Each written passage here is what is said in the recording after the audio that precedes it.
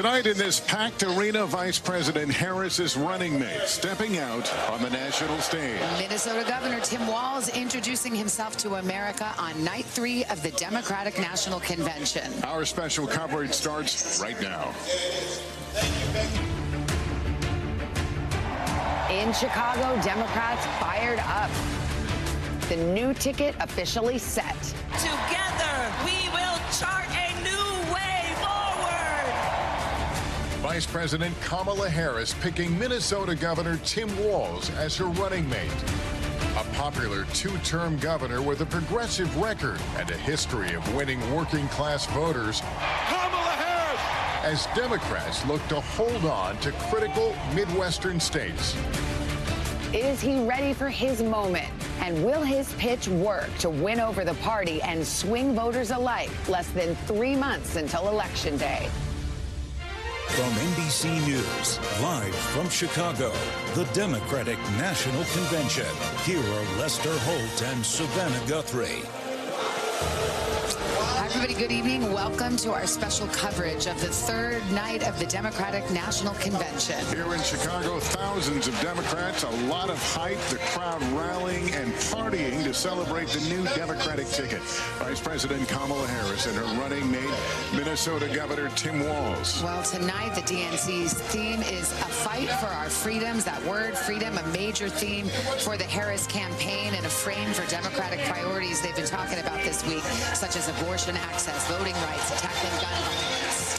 This hour, we'll hear from more of the biggest names in Democratic politics, including former President Bill Clinton, former House Speaker Nancy Pelosi, and Pennsylvania Governor Josh Shapiro. It's a packed night. This was supposed to be a surprise, but it leaked out. Oprah Winfrey is in the building. We'll also hear from Maryland Governor Wes Moore and Transportation Secretary Pete Buttigieg. But tonight, it is all about Kamala Harris's running mate, the new Democratic nominee for Vice President, Minnesota Governor Tim Walz. This is him earlier today preparing for his acceptance speech.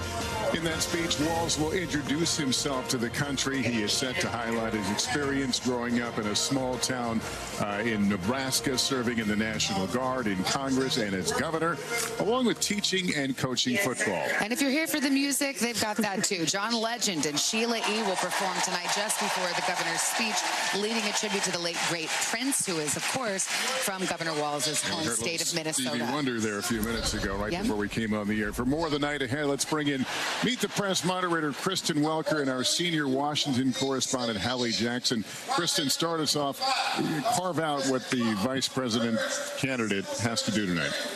The stakes could not be higher for Governor Tim Walz. This is the biggest test of his entire political career. He has got to introduce himself to the American public tonight. One recent poll showed 4 in 10 Americans are familiar with him, so he's got to show them who he is tonight. And the challenge is, and I think his goal will be, to showcase himself as a regular American, someone who is a former teacher, someone who also is a family man, someone who also served in the National Guard. I am told in talking to senior advisors with the campaign, this speech is going to be heavy on the biography. It's going to be light on the policy. It's really going to be about continuing to thread the story of who he is and what he and Vice President Kamala Harris will bring to the future if they are put in the White House. And it is going to be a full-throated endorsement and argument for Vice President Kamala Harris, why she's best positioned to beat former President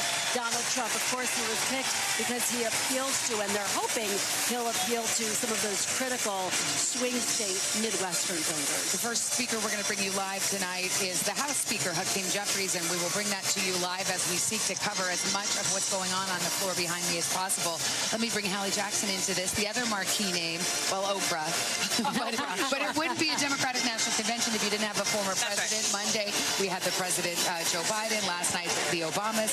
And tonight, Bill Clinton, who actually received his nomination here for president, 1996 in Chicago, in this very building. A decades-long fixture inside the Democratic Party, and he will be coming out tonight to make his case for Kamala Harris. I had a chance to catch up with somebody very close to him who said, listen, he's in the building. Apparently his daughter, Chelsea Clinton, her husband are coming as a bit of a surprise to the former president here. And he is going to try to lay out a positive case for Kamala Harris. We've been talking about this over the course of the last couple of nights, the nickname that he's the Secretary of Explaining Stuff. And he will try to explain what Kamala Harris can do on some of these issues that are really important to voters, the economy and inflation, on immigration. Don't expect it to be a super policy wonky speech, but it will likely be very kind of classic Bill Clinton here. The other big marquee names, of course, former House Speaker Nancy Pelosi. Very interesting, given the dynamics that she is widely seen as one of the architects of the people who pressured President Biden to come off the ticket. And then Oprah in what is going to be a huge moment here in this arena. The Oprah factor is kind of undeniable. When you look back to 2008, there was a study done some 5 years later that showed she was responsible for something like 1 million votes for then former President Barack Obama, of course. That was a key moment in that campaign. Yes. She had never before endorsed a presidential candidate. She had stayed away from politics rather explicitly because of the Oprah brand, what it meant at the time, what it still means to people. So it's going to be so fascinating to hear what she has to say and how she makes the case for somebody in Kamala Harris who would be, if she were elected president, historic here as the first woman president, the first black woman president, the first South Asian woman president here, something that Kamala Harris really hasn't leaned into on the stump, but is still significant. And by the way, before we go to the floor, a word about last night. The Obamas rocked this House, and Bill Clinton reportedly, according to NBC sources, ripped up his speech after seeing the energy in this building Monday night and last night. So we'll see what he came up with. You think? Yeah, a little pressure to perform. Let me bring in senior national correspondent Tom Llamas, who is down on the convention floor. Tom, good evening. Hey, Lester, great to be with you tonight. Let me set the scene for you right now. Everyone's looking towards the stage because one of the celebrity hosts tonight, Mindy Kaling, of course, from The Office, the actress and comedian, has taken the stage here. People are laughing. They're having a great time. As Savannah mentioned, the bar is very high. Just before all of this, Stevie Wonder rocked this house playing Higher Ground. The place went crazy. We're in the Minnesota delegation right now because this is the state. The man of the hour is here. Notice some of the red flannel here. And guys, this is why. This guy right here, he's the man of the hour. Everyone's got these signs. People in Minnesota can't get enough of him. But as we mentioned, the bar is high. The Obamas, they blew the roof off this place yesterday. You're going to have President Bill Clinton. But everyone I've talked to who knows Governor Walz says he is going to meet the moment, and they're all looking forward to a speech. Back to you guys. And Kristen, we talk about introducing themselves to the American people. And the question of whether they'll get into policy, he'll get into policy or not, to deal with issues of where he is politically. He's been described as obviously very progressive. Is that something he will try to further explain? Well, I think it's something he's going to have to explain to voters at some point. To what extent does he delve into it?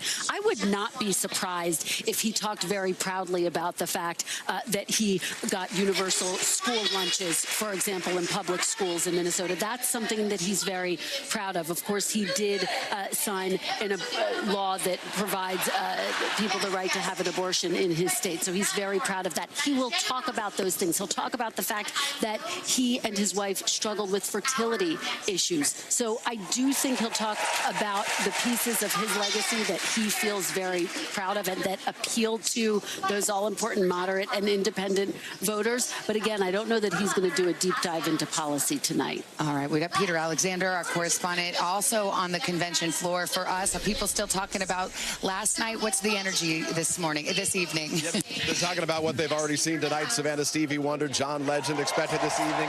Abina Billups is here from historic Selma, Alabama. Last time he did one of these conventions, 2008. Does it even compare? Oh, yes. It's electric. It's historic. I'm just happy to be here. Enjoy it, Abina. Appreciate it. Back to you. All right, Peter, let's listen to the House Speaker, Hakeem Jeffries. And a distinct privilege as a Brooklynite, New Yorker, and as an American to stand before you today and unequivocally express my support for Kamala Harris and Tim Walz to be the next president and vice president of the United States of America. Over the last few years, House Democrats have been hard at work And we could not have asked for a better leader to partner with than President Joseph Robinette Biden, who will go down as one of the most consequential presidents of all time. Last month, President Biden selflessly passed the torch to Vice President Kamala Harris, who is ready, willing, and able to fight for the people. Kamala Harris is a courageous leader, a compassionate leader, and a common sense leader who will deliver real results for everyday Americans. Kamala Harris is fighting for our freedom. Kamala Harris is fighting for our families. Kamala Harris is fighting for our future. Together, let's make Kamala Harris the 47th President of the United States of America.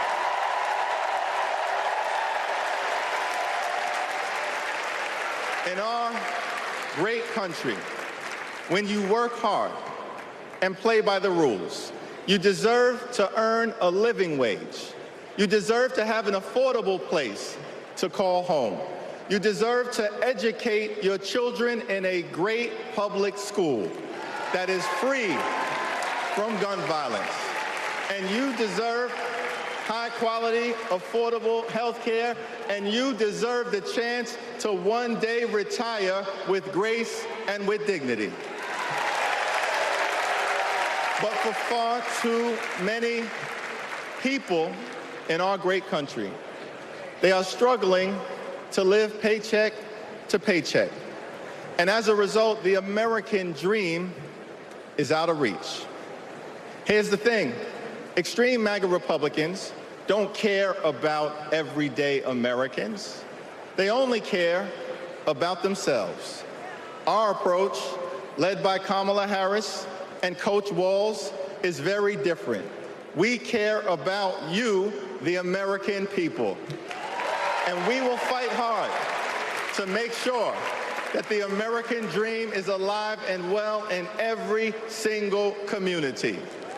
Now, the road ahead will not be easy, which brings me to you-know-who. Donald Trump is like an old boyfriend who you broke up with, but he just won't go away. He has spent the last 4 years spinning the block, trying to get back into a relationship with the American people. Bro, we broke up with you for a reason.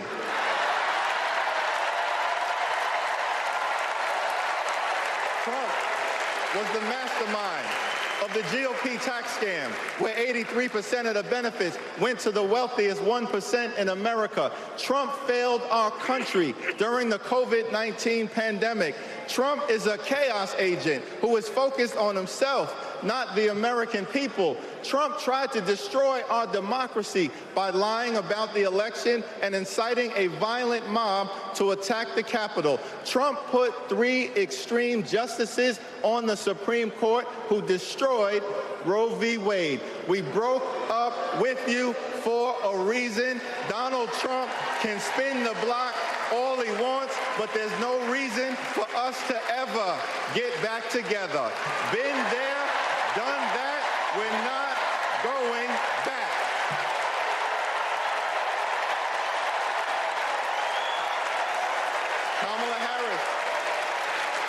Kamala Harris and House Democrats will always put people over politics. Kamala Harris and House Democrats will lower costs and grow the middle class. Kamala Harris and House Democrats will fix our broken immigration system and secure the border. Kamala Harris and House Democrats will strengthen the relationship between the police and the community. Kamala Harris and House Democrats will continue to combat the climate crisis with the fierce urgency of now. Kamala Harris and House Democrats will protect Social Security, protect Medicare, protect Medicaid, protect the Affordable Care Act, protect working families, protect small businesses, protect the middle class, protect free enterprise, protect our children, protect our seniors, protect our veterans, protect our unions, protect our dreamers, and always protect a woman's freedom to make her own reproductive health care decisions.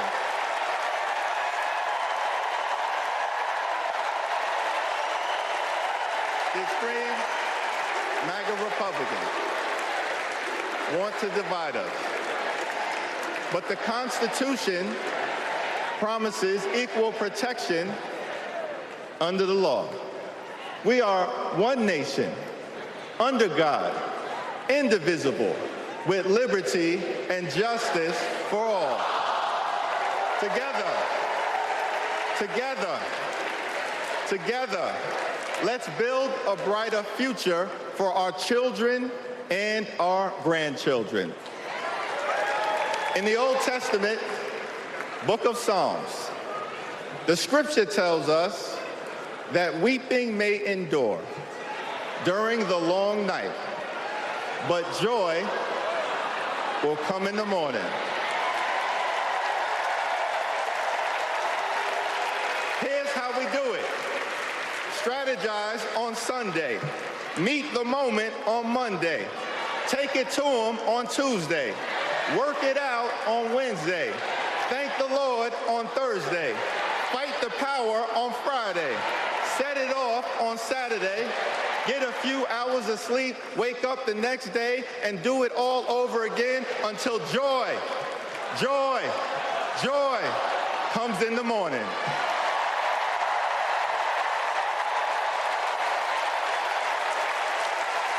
Now there's only 76 days left. There are only 76 days left. We must continue to speak up. We must continue to show up. We must continue to stand up, not as Democrats or Republicans, but as Americans. And when we do, nothing can stop Kamala Harris from becoming the 47th President of the United States of America. Nothing can stop House Democrats from taking back the majority. Nothing can stop the American people from continuing our march toward a more perfect union. Nothing can stop us. We're all the way up. God bless you. God bless Kamala Harris. May God bless the United States of America.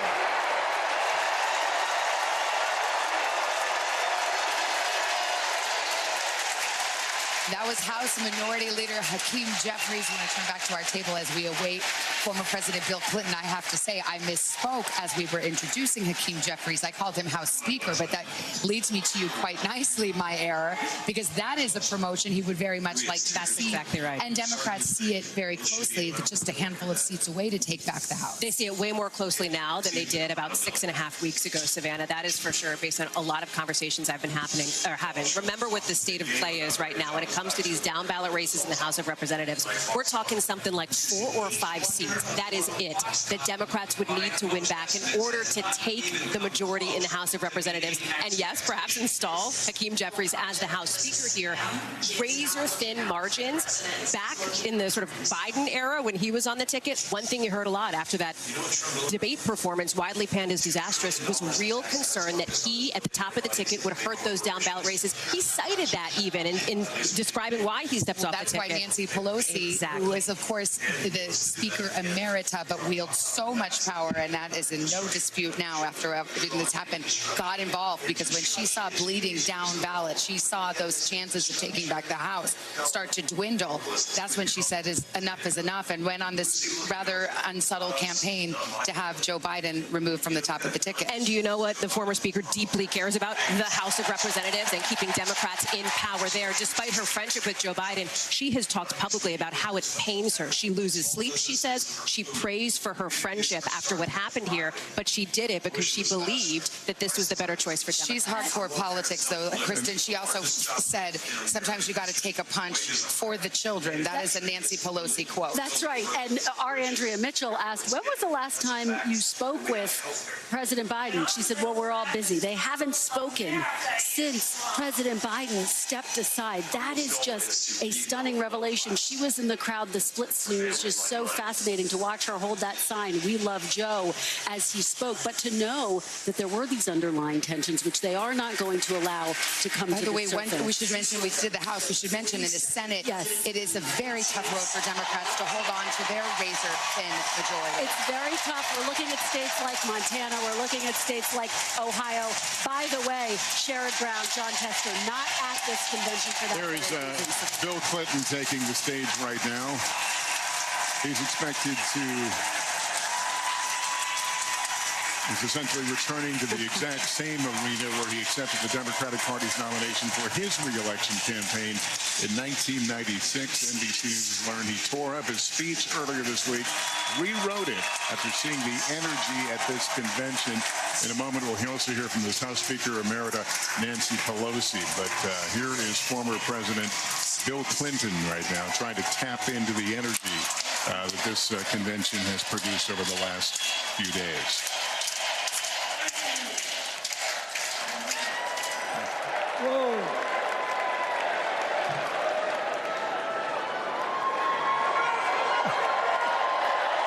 Let me ask you something. After the last 2 days, aren't you proud to be a Democrat? And I am very grateful to the Republicans and independents that have joined us, have been up here on the stage, and I hope they feel better about it now. Because I've seen all these things that even I have to be reminded of from time to time when I get my spirits down. I love seeing the Obamas here. I love seeing President Biden. And I thought Hillary gave a great speech, too.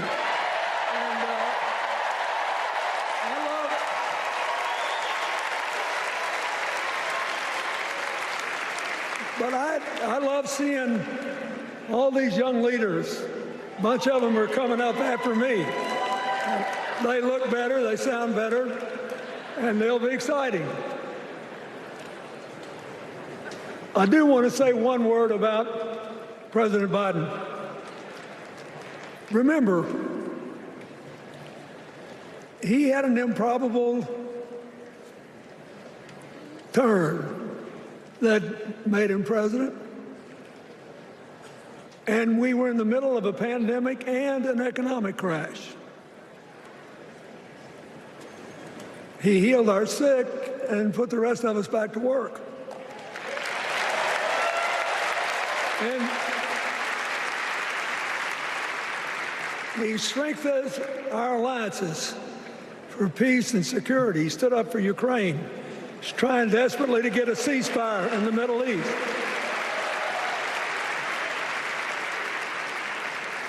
And then he did something that's really hard for a politician to do. He voluntarily gave up political power. And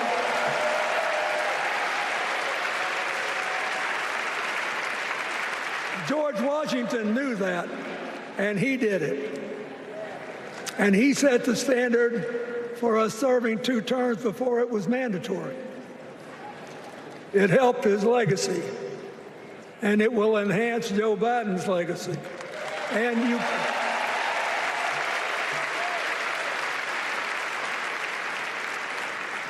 And it's a stark contrast to what goes on in the other party. So I want to thank him for his courage, compassion, his class, his service, his sacrifice.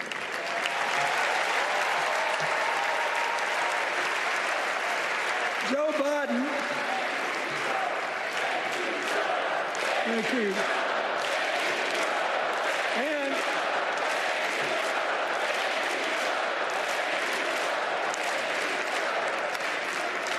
He kept the faith, and he's infected a lot of the rest of us.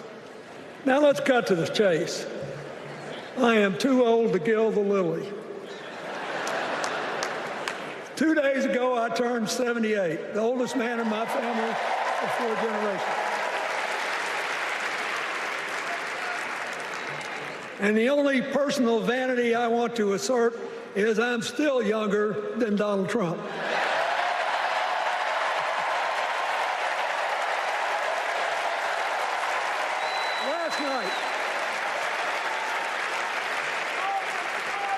Last night, in what I thought was a very moving series of episodes, we nominated Kamala Harris and Tim Walz. And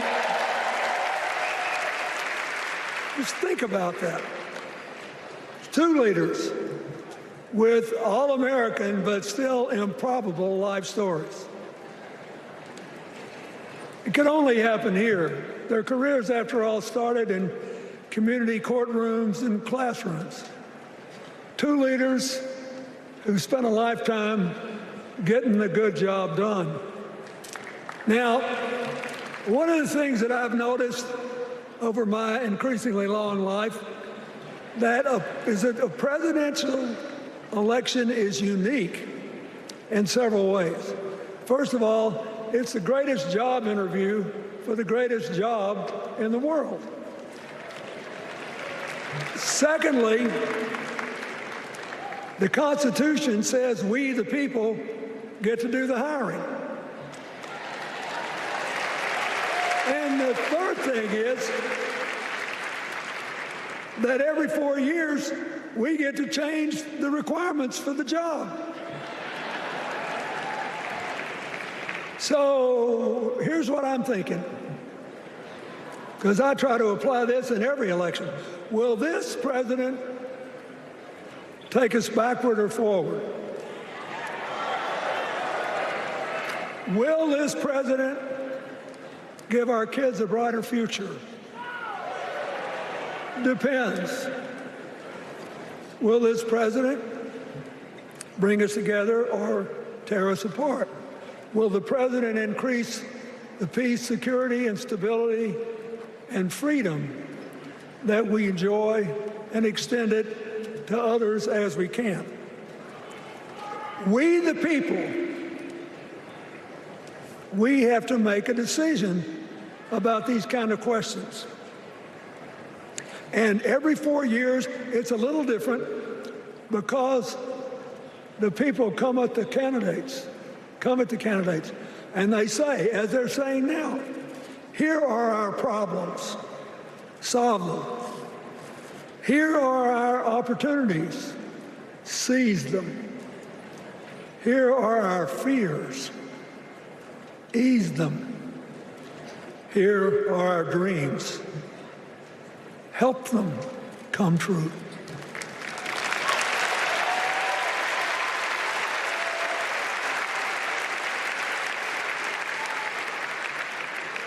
A president can answer that call by saying, I'll do my part, but you have to help me. We have to work together.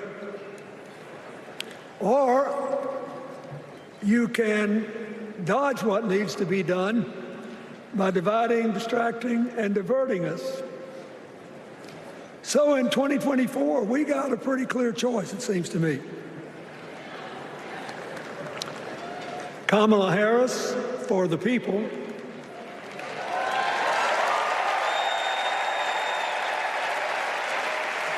and the other guy who's proved even more than the first go-around that he's about me, myself, and I. I know which one I like better for our country.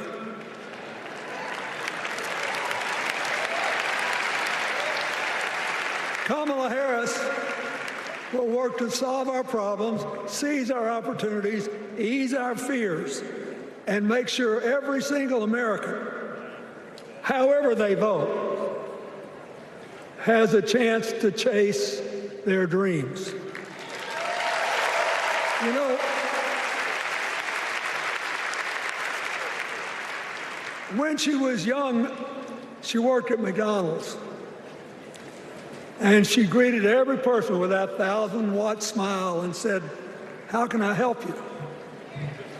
Now she's at the pinnacle of power, and she's still asking, "How can I help you?"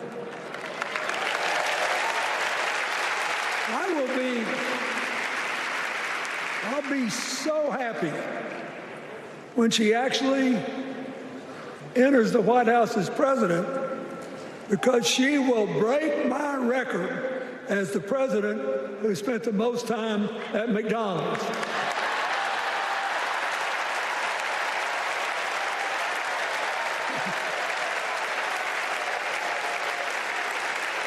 Now, but we got an election to win. And remember, we've got a guy that's pretty good at what he does. Donald Trump has been a paragon of consistency.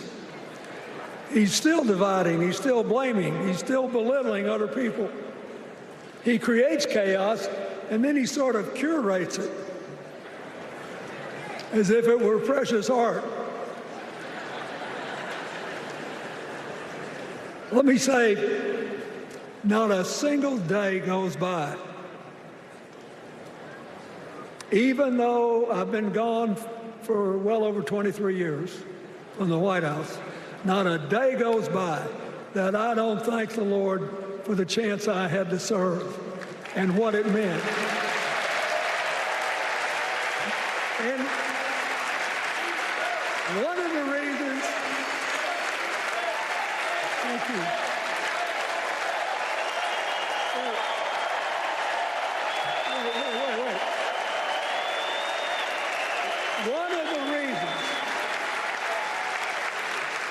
One of the reasons I love the job so much is that in the toughest times, even on the darkest days, if you tried hard enough, there was always something good you could do for somebody else. Now, some days that's not easy to do. You've got to deal with all these emergencies, or there's something going on here, there, or yonder. But Kamala Harris is the only candidate in this race who has the vision, the experience, the temperament, the will, and yes, the sheer joy to get something done.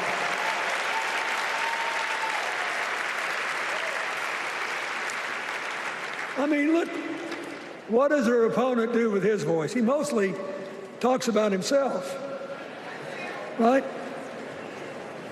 So the next time you hear him, don't count the lies. Count the eyes.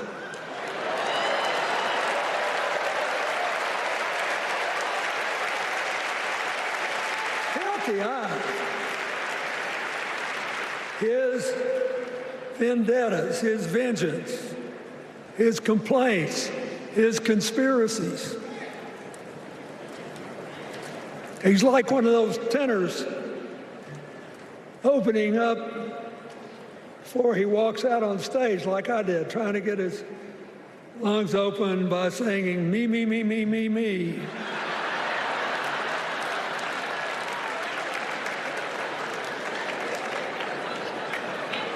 When Kamala Harris is president, every day will begin with you, you, you, you.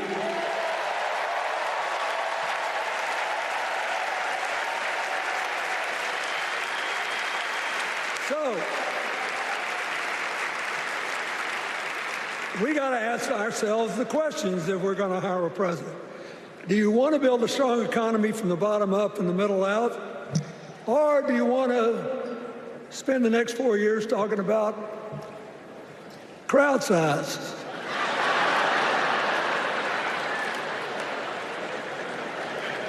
You're going to have a hard time believing this, but so help me, I triple-checked it.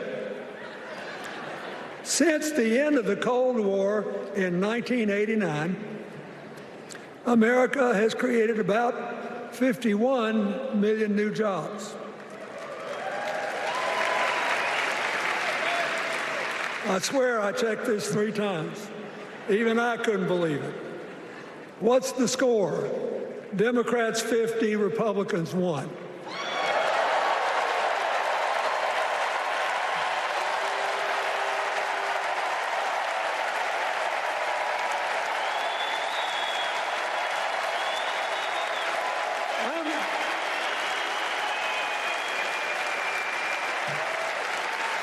I'm glad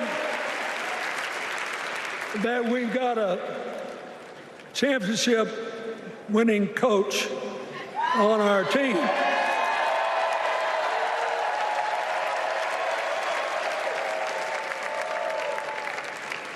But even the most limited of us in what we know about football or any other sport knows that if you're got 50 and the other side's got 1, you're ahead.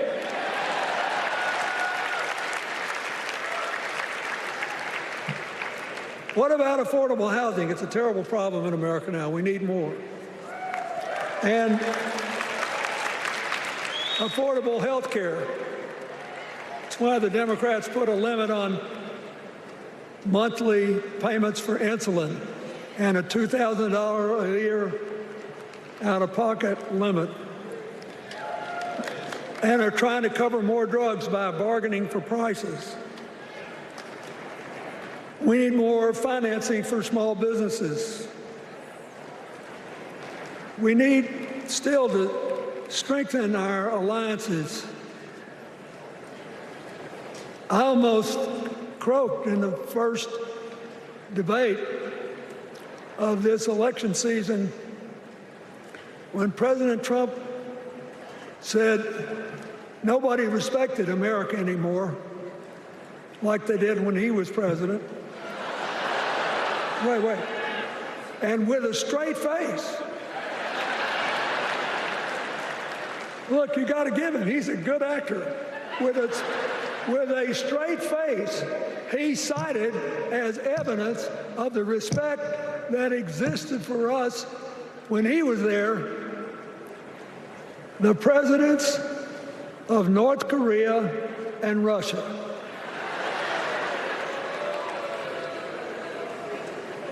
I'd rather have the people who respect us now. And one of the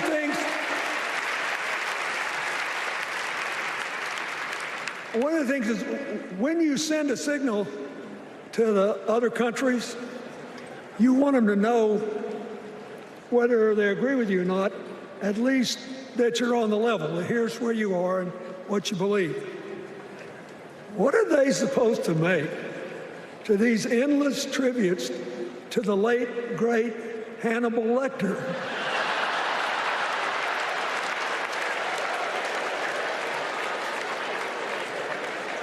I mean, President Obama once gave me the great honor of saying I was the explainer-in-chief.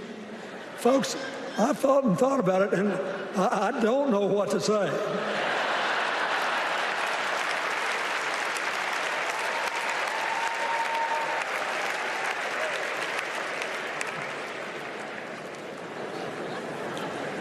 Like Hakeem Jeffries, I too want an America that's more joyful, more inclusive, more future-focused. Just think what a burden it's been on us to get up day after day after day after day, buried in meaningless hot rhetoric, when there's so many opportunities out there, so many problems that need to be solved. I want that. And that's the America Kamala Harris will lead.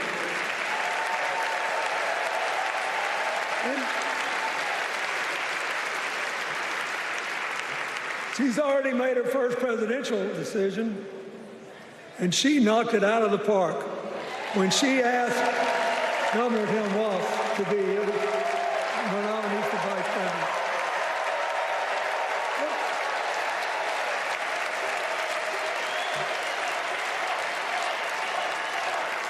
As they used to say, when I was a young man growing up in Arkansas, you do not have to be all broke out with brilliance. You just look at Tim Walz, listen to him, follow his record as a teacher, as a coach in the National Guard, as a congressman, where he was the only Democrat, save one, elected in that district in more than 100 years. And he stayed a long time. And then he became a great governor. And by all accounts, he was a crack shot who had the courage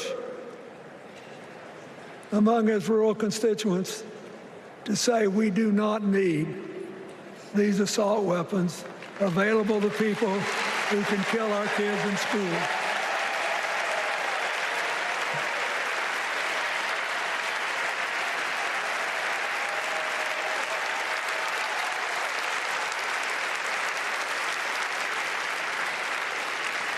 So, armed with her first decision, Kamala Harris confronts an interesting dilemma. We're going to walk out of here feeling pretty good, I think. We've got energy, we are happy, we feel like a load's off our shoulders. And we know we're just being asked to fight the same fight that the forces of progress have had to fight for 250 years. In the face of stiff and often violent opposition, we have to find a way to go forward together, where we, the people, make our union more perfect. So, that's a good thing. How could we possibly lose? Kamala Harris has fought for kids her whole life that were left out and left behind. She's taken on gangs trafficking across the border. She's fought to protect the rights of homeowners.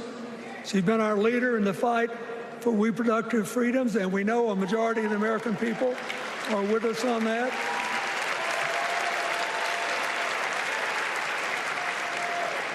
And she's gained an invaluable amount of experience as vice president, advancing our values and interests around the world.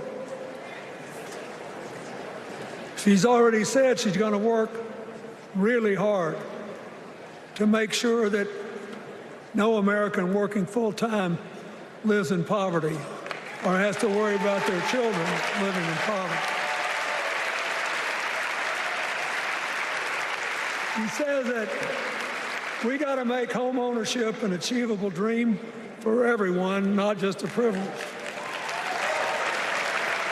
She said that and this meant a lot to me, that she would protect everybody's right to vote, whether or not they voted for her. They were citizens, and they deserve the right to vote.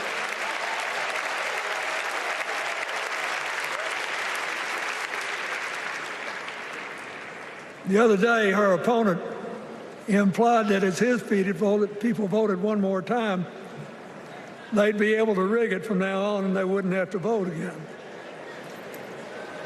You think they're kidding, but I know a lot of these folks, and most of them are really good people, but some of them think that they are bound to dominate America politically, economically, and socially, and they have to use politics to do it, and they should rig the system.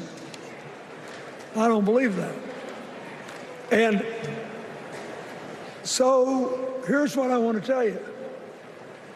We've seen more than one election slip away from us when we thought it couldn't happen, when people got distracted by phony issues or overconfident. This is a brutal tough business. I want you to be happy.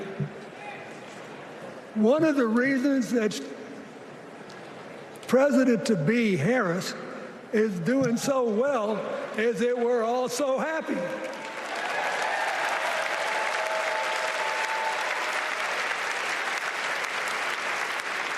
But you should never underestimate your adversary.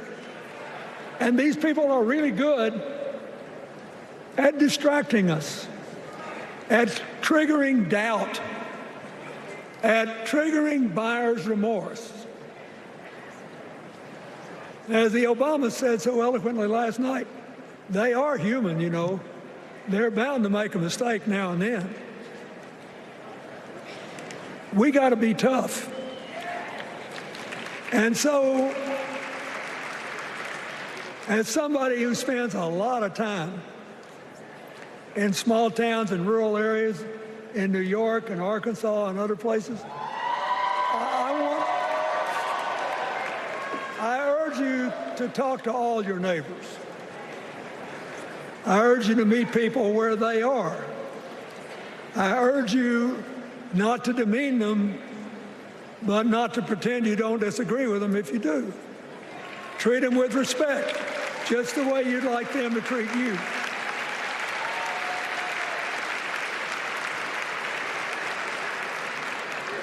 Ask for their help and then follow our leader, Kamala, and ask them, how can I help you? We Democrats right now have a lot of hay in the barn.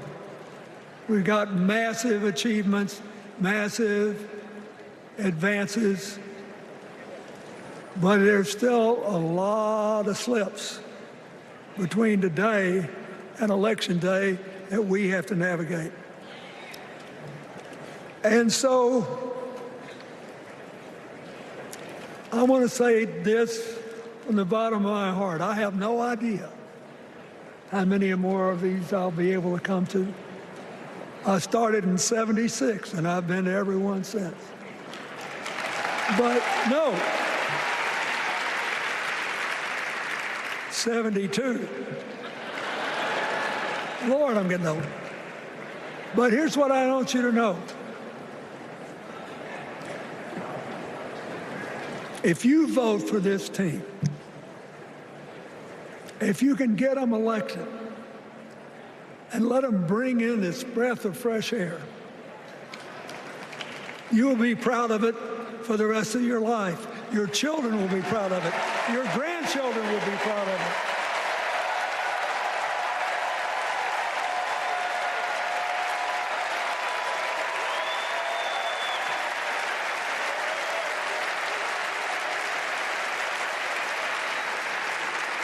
Take it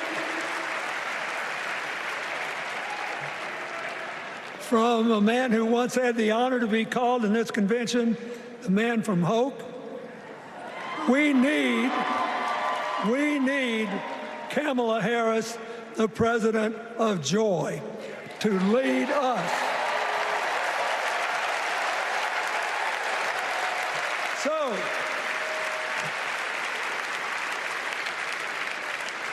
I'll be doing my part, you do yours. I'll see you when we're making a real joyful noise when the votes are counted. God bless you, and God bless America.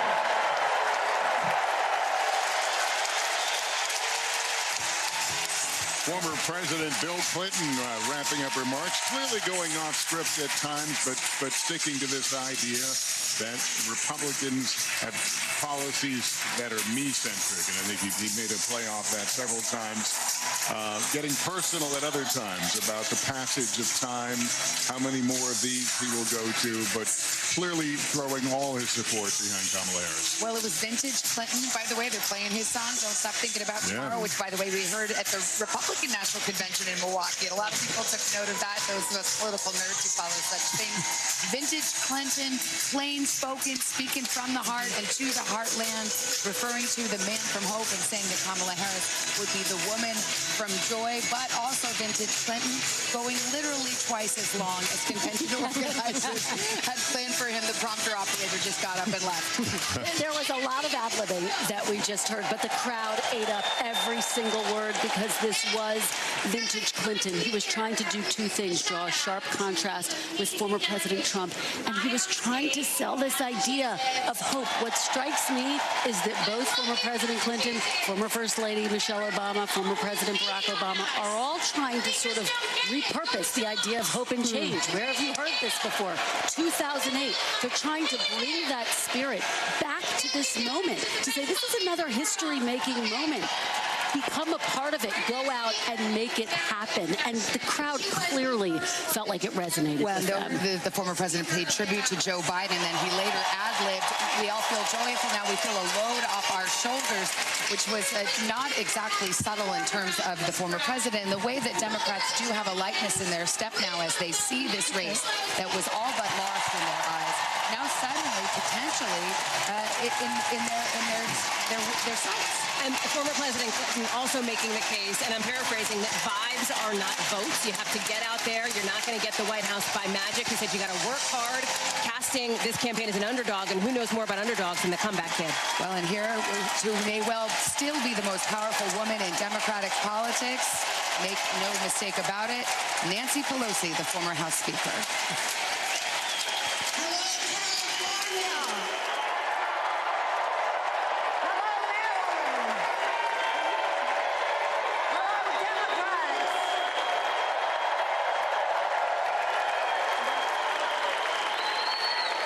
January 20th, 2021, with the inauguration of Joe Biden and Kamala Harris, we established one of the most successful presidencies of modern times. And we quickly proved that Democrats deliver. Millions of jobs, stronger infrastructure and rural broadband, a Biden child tax credit, rescuing human pensions, honoring our veterans, bold climate action, lowering the cost of prescription drugs, all thanks to President Biden's patriotic vision of a fairer America, doing so with liberty and justice for all. Thank you, Joe.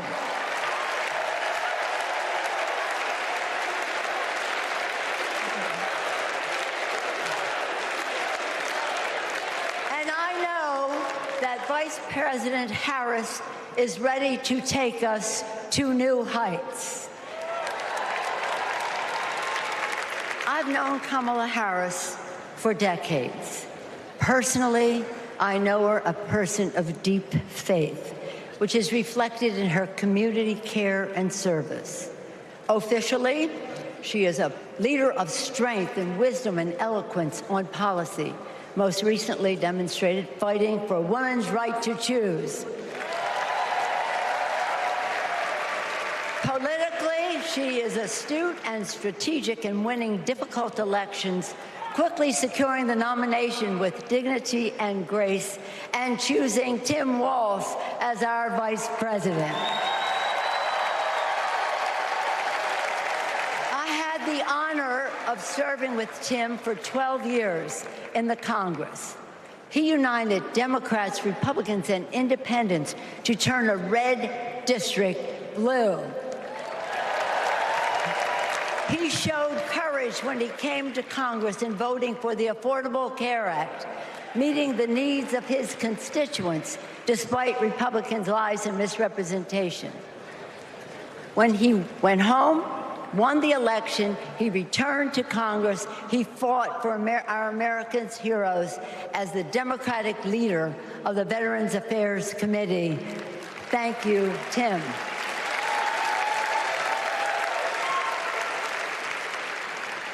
January 6th was a perilous moment for our democracy. Never before had a president of the United States so brazenly assaulted the bedrock of our democracy, so gleefully embraced political violence, so willfully betrayed his oath of office. Let us not forget who assaulted democracy on January 6th. He did. But let us not forget who saved democracy that day. We did. And thank God we had a Democratic House of Representatives then. We returned to the Capitol that very same night. We insisted on certifying the election results on the floors of the House and the Senate. And we demonstrated to America and to the world that American democracy prevailed.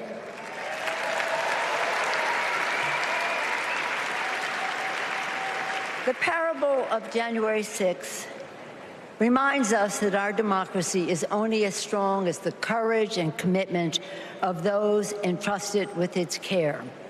And we must choose leaders who believe in free and fair elections, who respect the peaceful transfer of power. The choice couldn't be clearer. Those leaders are Vice President Harris and Governor Walz.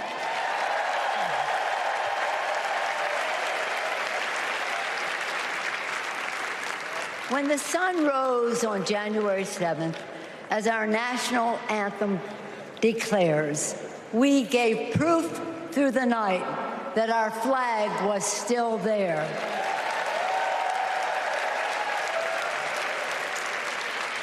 Now, in this election, we are called upon to do the same, to stand together, to reject autocracy, to choose democracy, and we will do so by electing a Democratic House with Hakeem Jeffries as Speaker of the House,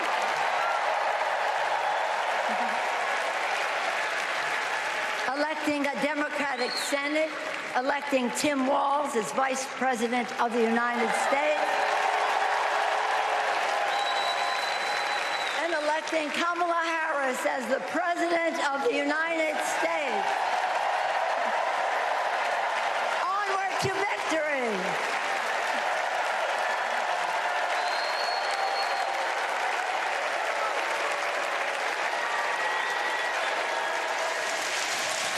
Former House Speaker Nancy Pelosi in a rather short remarks here, but bringing back the specter of January 6th. And we're going to take a short break here. Still ahead tonight, the night's biggest speakers, including Oprah Winfrey, and tonight's keynote address from VP nominee Tim Walz. Those speeches and more live from Chicago right after this.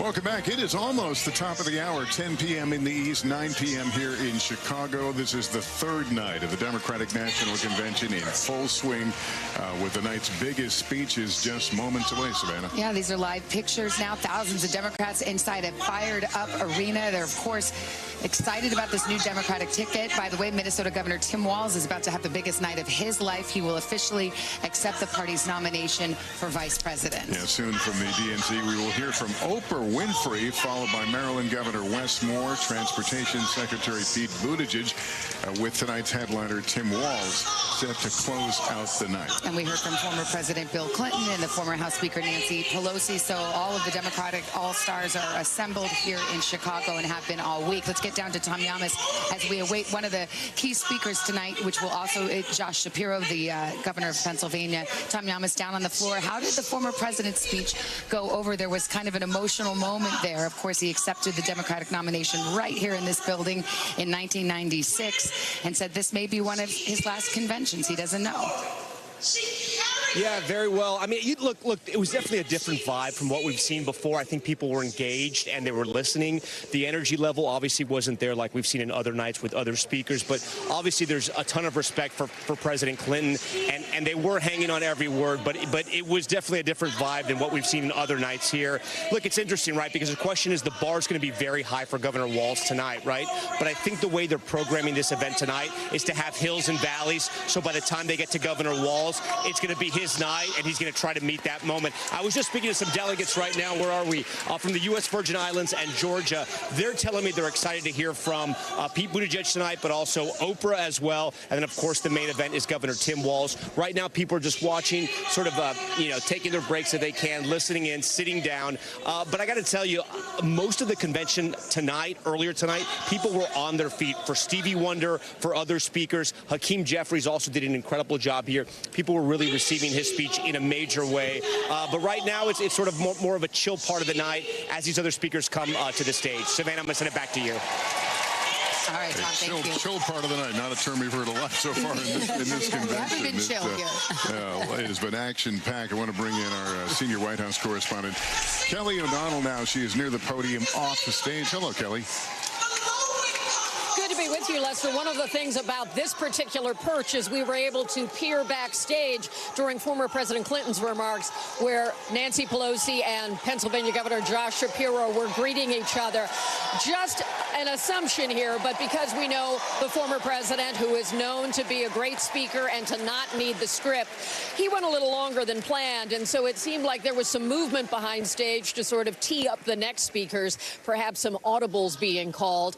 Also, I think the prompter operator, the person who runs the screen that shows the words, probably had a bathroom break because it parked in hold for quite a while as the former president was able to talk from his heart, not using the words that were printed on the screen as we could see it, but he brought it home, as you heard, as Bill Clinton does. And for those of us old enough to remember some Clinton speeches at conventions, he's known for going long.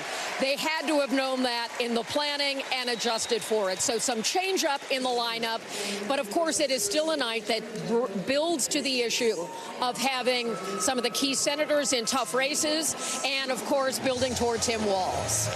Lester? All right, Kelly, thank you so much. This is Kamala Harris's brother-in-law and a key advisor, Tony West. In my first week at law school, I met a new classmate, Maya Harris. We became best friends, but the way Kamala tells the story, we'd already fallen in love by graduation day. And when Maya and I married, I not only gained a life partner I love, a daughter I adore, and a mother-in-law I revered, someone I affectionately called Mother Harris, I also gained a sister I cherish, Kamala. Now, Maya, Kamala, and I each pursued different legal careers, but we were motivated by the same values: a belief in equal opportunity, a yearning for fairness, a passion for justice. Values Mother Harris taught those two little girls, values that powered Kamala's public service from the very beginning.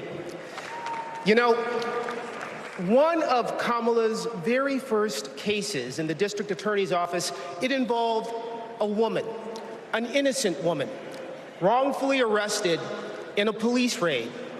It was a Friday afternoon, and the courthouse was shutting down for the weekend.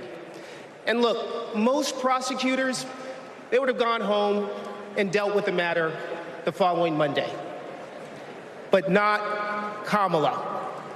You see, my sister-in-law knew that if the judge didn't see this woman that afternoon, she'd spend the entire weekend in jail.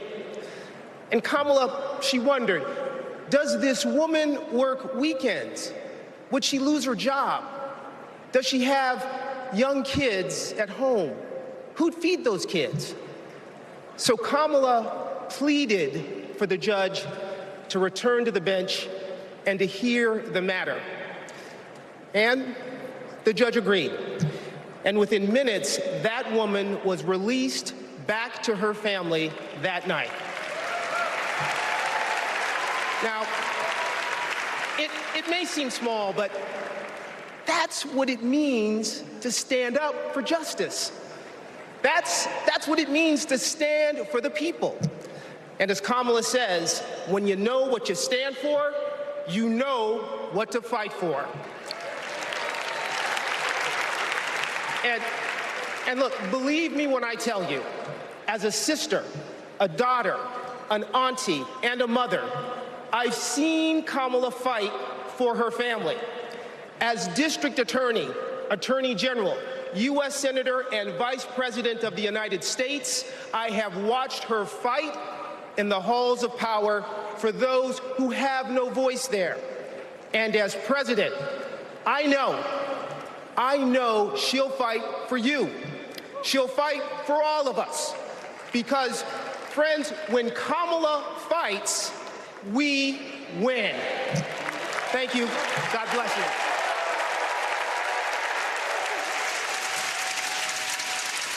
Tony West, who is, among other things, the vice president's brother-in-law, speaking there, giving a personal endorsement, of course, of his sister-in-law, someone he's known for years and years, of married to her sister Maya, who's a key advisor as well.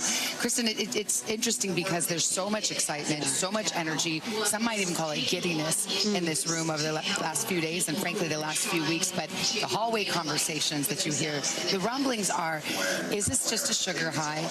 The rubber meets the road over the next 75-plus days. Can she go the distance? And they know hard days are coming. That's the big question, Savannah. She has momentum right now if you look at the polls.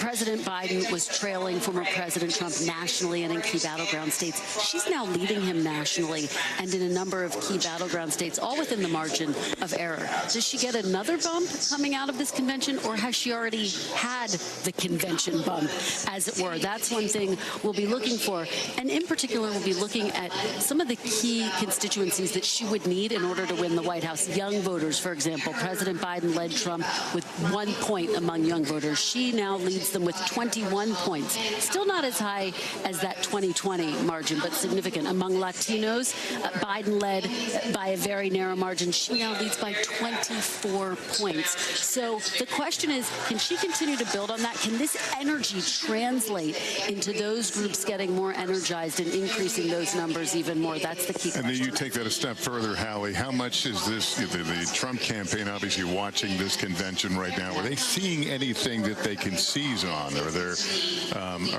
areas here that are giving them, perhaps give a bit more focus to the former president and how he goes after Harris? We've been seeing it as the Trump campaign. Former President Trump and his running mate are on this battleground blitz across the country to counter-program what we're seeing here in Chicago. And they're focusing on a few things, including the issue of immigration. They see weakness on the part of the Harris-Walz campaign on that particular issue. It's why former President Trump and J.D. Vance are holding border events. She'll need to address that on Thursday night. Certainly, if she gets into policy in a fulsome way, which we assume she will, of course. What's also interesting is the next speaker on stage here from Nevada. This is one of the critical battlegrounds here. Kristen talked about the Latino population being critical for the Democratic coalition. Watch for the senator to speak to that. You look at that particular state, former President Trump lost it twice in 2016 and 2020. The margins were very close. Right now, it's basically a 1-point race according to recent polling. But what's interesting here, Vice President Harris does about 6 percentage points better than President Biden had been doing. It's another indication of the way, to your point, that the Democrats feel like this Harris-Walz ticket has really energized them moving forward. And if you look at a battleground map, it always comes down to a handful of states. That's but right. with President Biden, it was looking like Michigan, Wisconsin, and Pennsylvania were do or die. That was the path, and perhaps the only path. But some polls have indicated that Kamala Harris has opened up some of those Sunbelt states, like in Nevada, That's right. Arizona, Georgia, perhaps even North Carolina. It's interesting to see how much time the campaigns are spending in North Carolina, including former President Trump. As we wait these speakers, and they've kind of mixed up the program a little bit tonight, perhaps because former President Clinton took double the allotted time for him, to be totally transparent about it. Let's go to our Chief White House correspondent, Peter Alexander. I mean, the other thing about Kamala Harris is, the Trump campaign and Republicans will say she's been on a honeymoon. She's been, in this high for 4 weeks, but she hasn't yet done a major sit-down interview. She still has to debate him on September 10th. So there's a lot coming. I think that's exactly right, with a series of interviews likely over the course of the next several days. But recognize we only have fewer than 77 days to go right now, and they feel like she is perfectly suited in this final sprint. It's like a British snap election. Real energy here that they're hoping to capitalize right now. And beyond that, what's been particularly striking to me is just moments ago they were playing a biographical video, revisiting some of the moments where Kamala Harris, as the senator from California, was prosecuting the case against Brett Kavanaugh, the future Supreme Court judge. justice, a moment that really put her on the national map in many ways. It's a moment that gained her a lot of appreciation from Democrats across the country. And when that moment played in the biographical video, this place got loud. Back to you. Peter, thank you. And let's listen in. Go back to the convention floor here in Chicago. Nevada Senator Catherine Cortez Masto. After the foreclosure crisis. And let me tell you, Kamala did not settle for less than homeowners deserved. Her leadership helped win billions for working families nationwide. Delivering for families, that's Kamala Harris. Kamala and I also worked to protect our southern border. During that time, Kamala invited a group of AGs across the border to meet with Mexican officials. Now, we worked together to put transnational criminals and drug smugglers behind bars. Holding criminals accountable, that's Kamala Harris.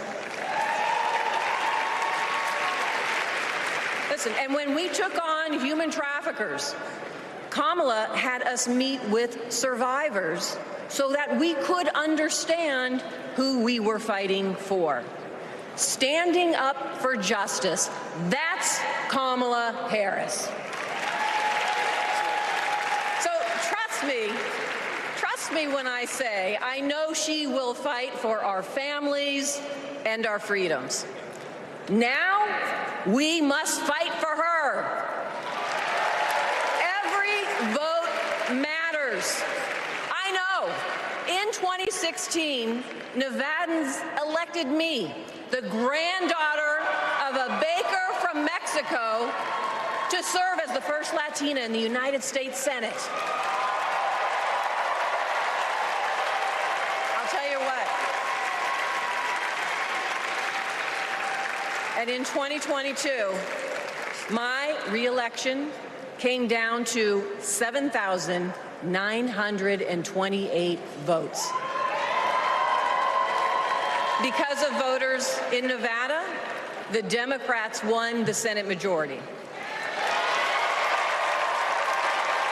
And I'm here to tell you, we can do it again. We can send Kamala Harris and Tim Walz to the White House. Are we ready to do it? Are we ready to fight? Let's get it done, Chicago. Thank you, everyone.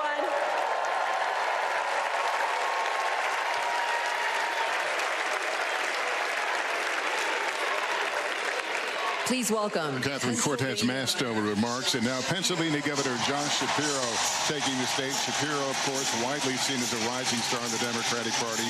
He was on the VP shortlist for Vice President Harris. His profile certainly raised by that, and quite an orator, which we will probably hear that sense tonight as he takes the stage and the microphone.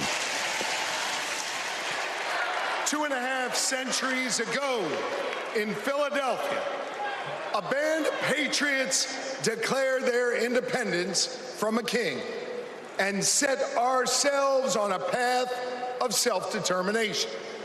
Generation after generation has embraced that responsibility.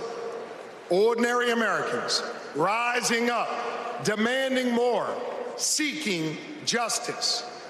And in every chapter of our American story, we've made progress and advanced the cause of freedom. Today we find ourselves writing that next chapter. Will we be a nation defined by chaos and extremism? Or will we choose a path of decency, honor, and continued progress? Kamala Harris, well, she has spent her entire career making progress. Donald Trump, a man with no guardrails, wants to take away our rights and our freedoms. And listen, while he cloaks himself in the blanket of freedom, what he's offering isn't freedom at all. Because hear me on this, it's not freedom to tell our children what books they're allowed to read. No, it's not. And it's not freedom to tell women what they can do with their bodies. And hear me on this, it sure as hell isn't freedom to say you can go vote, but he gets to pick the winner. That's not freedom. But you know what? You know what, Democrats?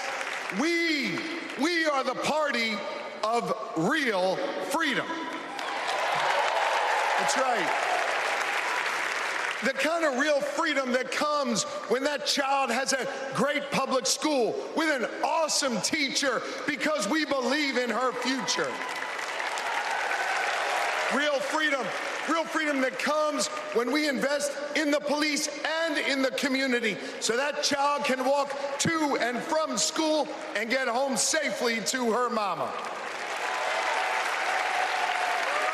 Real freedom that comes when she can join a union, marry who she loves, start a family on her own terms, breathe clean air, drink pure water, worship how she wants, and live a life of purpose where she is respected for who she is.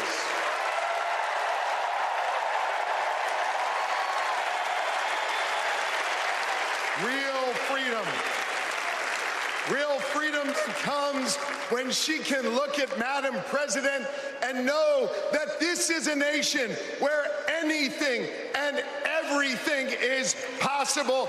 That is real freedom, and that is what we are fighting for.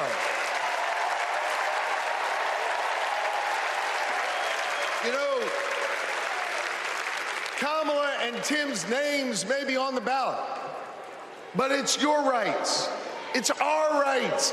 It's our future and freedoms that are on the line. And you have the power to shape the future of this country. Just like our ancestors who fought for freedom on the battlefield and sat in at lunch counters so our kids could stand up.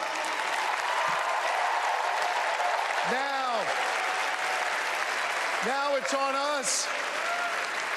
It's on us, my friends, to organize in our communities and on our For You pages around three basic American principles. We value our freedom, we cherish our democracy, and we love this country. And listen,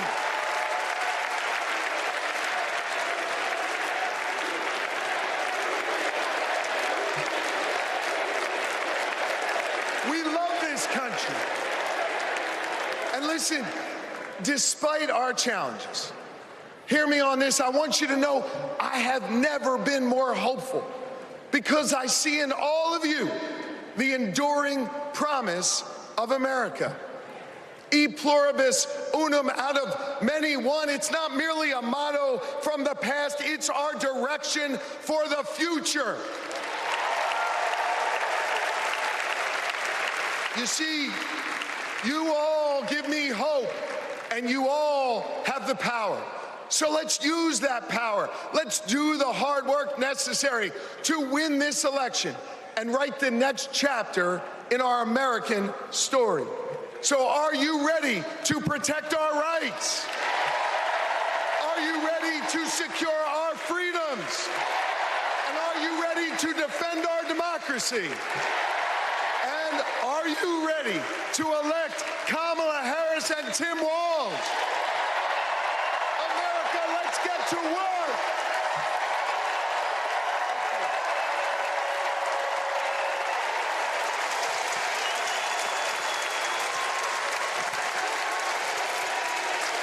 Governor Josh Shapiro of Pennsylvania, vice presidential shortlister as well. And next we're going to hear from Amanda Gorman, and you may recognize that name. She's the country's first National Youth Poet Laureate. She is going to perform a new poem written to support Vice President Harris. You may remember her from her first major appearance. She read another poem at President Biden's inauguration in 2021 and has often said she herself will run for president one day. Let's listen. We gather at this hallowed place because we believe in the American dream. We face a race that tests if this country we cherish shall perish from the earth, and if our earth shall perish from this country. It falls to us to ensure that we do not fall for a people that cannot stand together, cannot stand at all. We are one family, regardless of religion, class, or color. For what defines a patriot is not just our love of liberty, but our love for one another.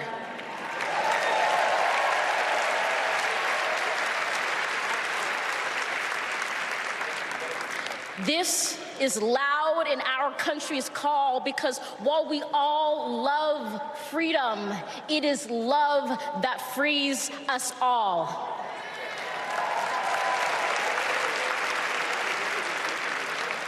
Empathy emancipates, making us greater than hate or vanity. That is the American promise, powerful and pure. Divided, we cannot endure, but united, we can endeavor to humanize our democracy and endear democracy to humanity.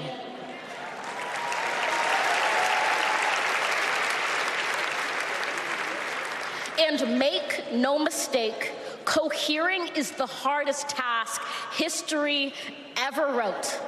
But tomorrow is not written by our odds of hardship, but by the audacity of our hope, by the vitality of our vote.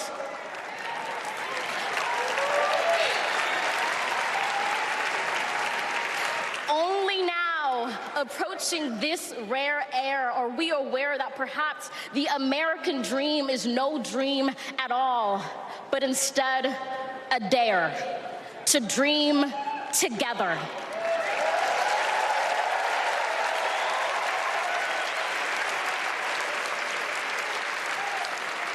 Like a million roots tethered, branching up humbly, making one tree. This is our country from many, one, from battles won, our freedoms sung, our kingdom come has just begun.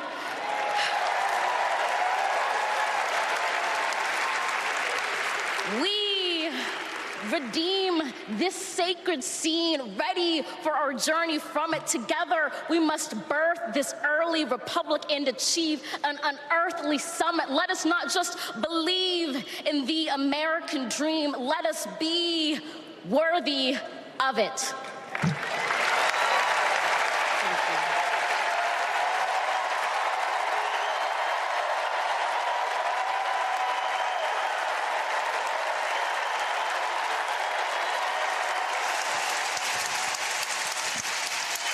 This is a young woman who really burst into the consciousness of America when she performed and read her poetry at the inauguration of President Biden, and once again stirring this crowd.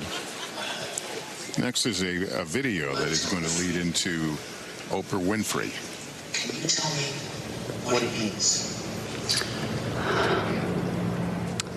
Interesting. Let me think about that for a second. The spirit of freedom. For me? Oh, yeah. Freedom, to me, means choice. The ability to laugh with friends. Be who you want to be. Go where you want to go. Living your life day to day. Having new chapters in that life. I believe in having your own words and being able to do what you want to. The freedom to raise our family in healthy communities. The idea that I can turn to my partner, my husband, and say I love you with every being of my soul. Being able to start a family when I want to, being able to, support the missions that I want to go to the church that I want to. Not everyone has the same opportunities, but the United States is, of anywhere I've ever been, just the one place where you can accomplish more. The big, fantastic thing about America is that it is the land of opportunity. I know it sounds trite, but it's the truth. I grew up with a single mom, and she really imbued in me these qualities that you just really have to care about your neighbors and your family and your friends. I feel like the American dream is having opportunities, having the opportunity to go to college if you want to, having the opportunity to get any job you can, no matter who you are or where you come from.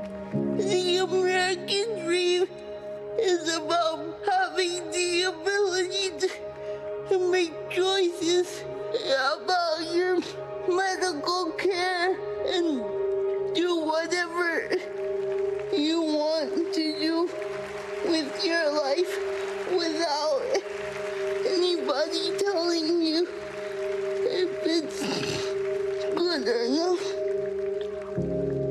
We are in an incredible moment in history. We've seen women stripped of their most fundamental right to autonomy over their bodies. The freedom to make choices about your body, your life, your career should be entirely in your control. But I have found that good people want to do good things. That you find a way to move forward under ugly and scary circumstances. The work that lies ahead is to make America live up to its highest ideals. And, we're proud to go to work. The work to build a better future really depends on all of us coming together. We have to bring back that respect for everyone. I don't think we're as divided as we seem. Let's come together as one big nation. I feel like we are on the verge of something very amazing in this country. It makes me want to fight for our children and future generations to ensure they have just as many, if not more, freedoms than we had. I believe in a future where my mom can feel safe no matter where she is in the country. A future that is filled with a healthy and vibrant planet where families are not separated by fences or jail bars. A future in which we all get what we need. I want to say that for people who are younger than me. Hopefully the kids I teach can chase their dreams and believe in what they want to be. I want a future for him that he knows that he's covered and protected. Everyone should think about what we can leave to the next generation. It's our responsibility. It's what we have to do. My name's Tyler. My name's Yvette. And we believe in love. I'm Alex. I'm Kiara. My name is Steven. My name is Charlie. I'm a proud 7th generation Texan. I am from Waterford, Michigan, just north of Detroit. I'm from East Tennessee. And we believe in the American dream. We believe in a better world for our child, and we believe in this country. My name is Karen, and I believe in justice. My name is Nancy. My name is Thoreau. My name is Jennings. My name is Dana. My name is Todd. And we believe in freedom. My name is Gina, and I believe in freedom. My name is Pat, and I believe in the freedom to work together.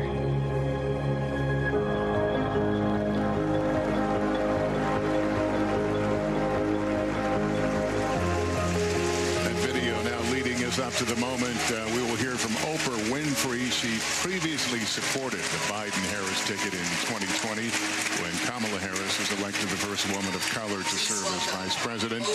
She made a huge impact when she endorsed Barack Obama for president in 2008, also endorsing Hillary Clinton in 2016. By the way, this is a surprise to this audience. She was not advertised. Word leaked. But there were many people in the hall who had no idea that Oprah Winfrey was about to take the stage. We heard her voice at the beginning of that video, so perhaps a small hint, but here she is with her moment in her hometown of Chicago.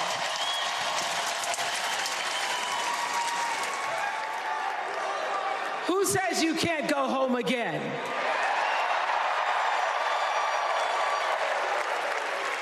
After watching the Obamas last night, that was some epic fire, wasn't it? Some epic fire.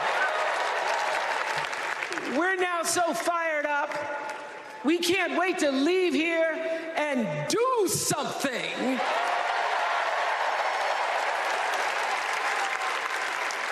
And what we're going to do is elect Kamala Harris as the next president of the United States.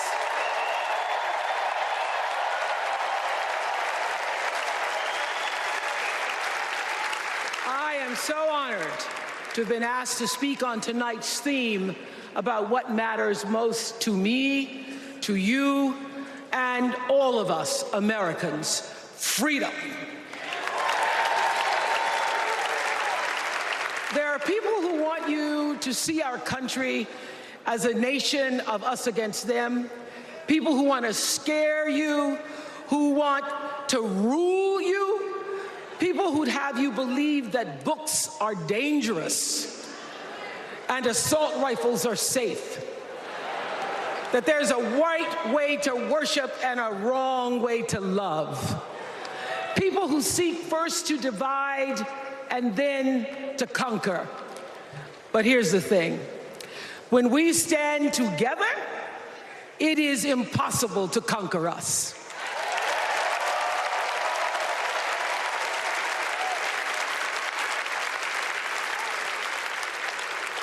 In the words of an extraordinary American, the late Congressman John Lewis, he said, no matter what ship our ancestors arrived on, we are all in the same boat now. Congressman Lewis knew very well how far this country has come because he was one of the brilliant Americans who helped to get us where we are. But he also knew that the work is not done.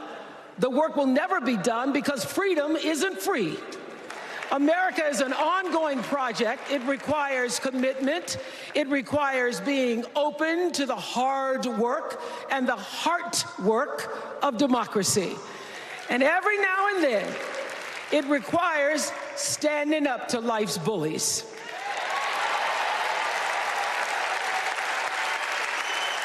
I know this. I've lived in Mississippi, in Tennessee, in Wisconsin, Maryland, Indiana, Florida, Hawaii, Colorado, California, and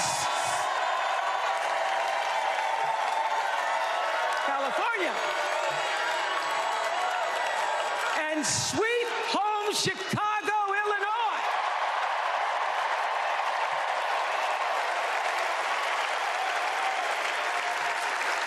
I have actually traveled this country from the redwood forest, love those redwoods, to the Gulf Stream waters.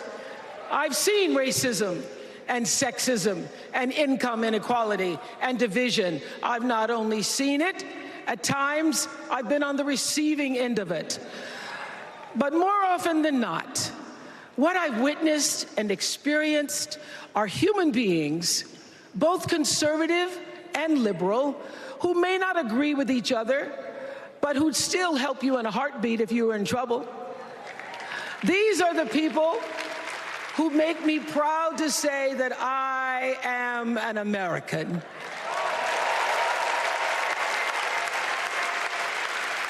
They are the best of America. And despite what some would have you think, we are not so different from our neighbors. When a house is on fire, we don't ask about the homeowner's race or religion. We don't wonder who their partner is or how they voted. No. We just try to do the best we can to save them. And if the place happens to belong to a childless cat lady,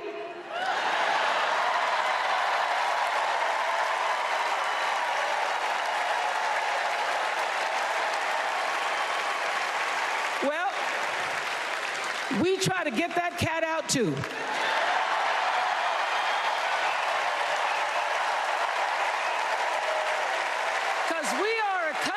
People who work hard for the money. We wish our brothers and sisters well, and we pray for peace. We know all the old tricks and tropes that are designed to distract us from what actually matters, but we are beyond ridiculous tweets and lies and foolery. These are complicated times, people, and they require adult conversation. Those conversations because civilized debate is vital to democracy, and it is the best of America. Now, over the last couple of nights, we have all seen brave people walk onto this stage and share their most private pain. Amanda and Josh, Caitlin, Hadley, they told us their stories of rape and incest and near-death experiences from having the state deny them the abortion that their doctor explained was medically necessary. And they've told us these things for one reason, and that is to keep what happened to them from happening to anybody else. Because if you do not have autonomy over this, if you cannot control when and how you choose to bring your children into this world and how they are raised and supported, there is no American dream.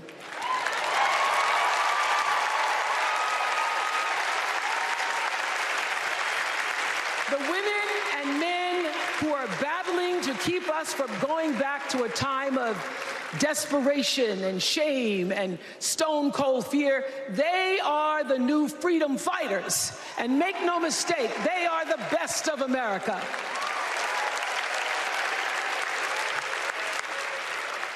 I want to talk now about somebody who's not with us tonight. Tessie Prevost Williams was born in New Orleans not long after the Supreme Court ruled that segregated public schools were unconstitutional. That was in 1954, same year I was born. But I didn't have to head to first grade at the all-white McDonough 19 school with a U.S. Marshal by my side like Tessie did. And when I got to school, the building wasn't empty like it was for Tessie. You see, rather than allowing McDonough to be integrated, parents pulled their kids out of the school, leaving only Tessie and two other little black girls, Gail Etienne and Leona Tate, to sit in a classroom with the windows papered over to block snipers from attacking their 6-year-old bodies. Tessie passed away 6 weeks ago. And I tell this story to honor her tonight because she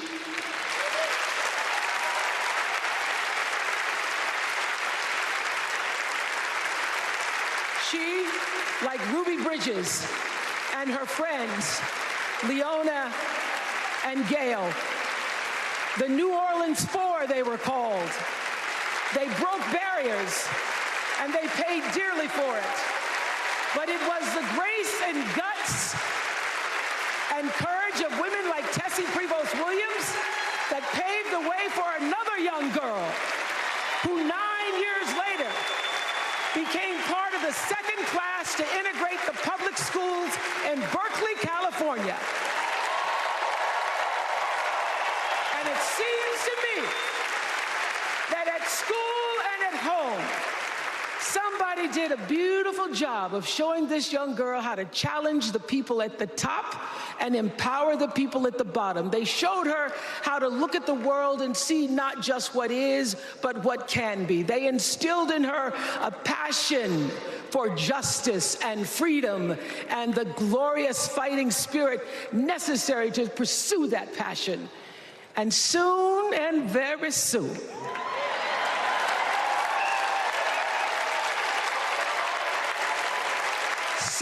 very soon, we're going to be teaching our daughters and sons about how this child of an Indian mother and a Jamaican father, two idealistic, energetic immigrants,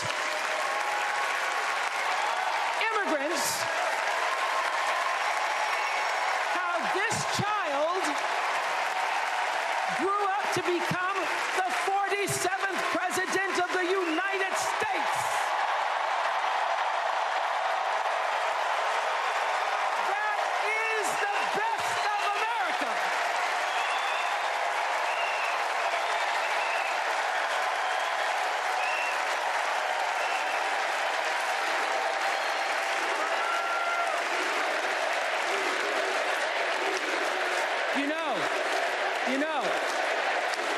Let me tell you this.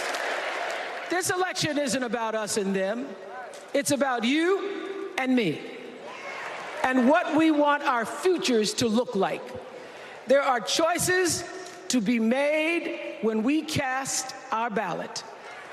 Now, there's a certain candidate that says if we just go to the polls this one time, that we'll never have to do it again. Well, you know what? You're looking at a registered independent who's proud to vote again and again and again because I'm an American and that's what Americans do. Voting is the best of America. And I have always, since I was eligible to vote, I've always voted my values. And that is what is needed in this election now more than ever. So I'm calling on all you independents and all you undecideds. You know this is true. You know I'm telling you the truth, that values and character matter most of all. In leadership and in life. And more than anything, you know this is true, that decency and respect are on the ballot in 2024.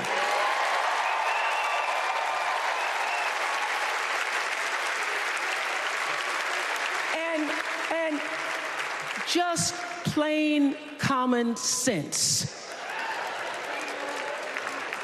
Common sense tells you that Kamala Harris and Tim Walz can give us decency and respect. They're the ones that give it to us. So, we are Americans.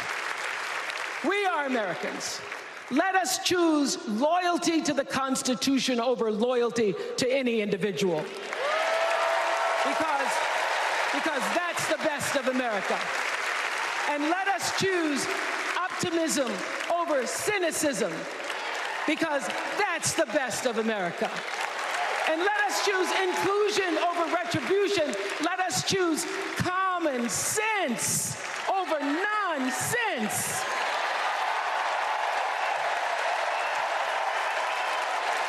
Because that's the best of America. And let us choose the sweet promise of tomorrow over the bitter return to yesterday. We won't go back. We won't be set back, pushed back, bullied back, kicked back. We're not going back.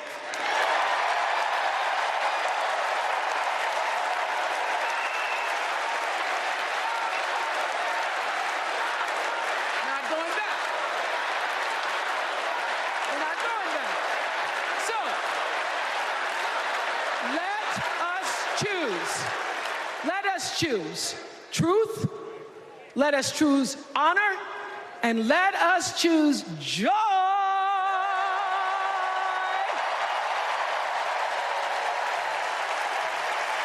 Because that's the best of America. But more than anything else, let us choose freedom. Why?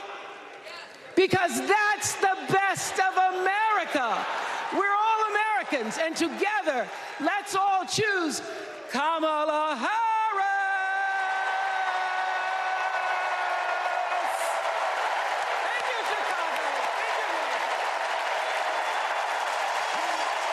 Oprah Winfrey, tonight's surprise guest at the Democratic National Convention, doing that Oprah thing and vouching for Kamala Harris, endorsing her, and we'll see, Hallie Jackson, if the Oprah effect is still in effect. She just delivered the political gospel for Democrats there, making some allusions to that. This was such a sweeping speech.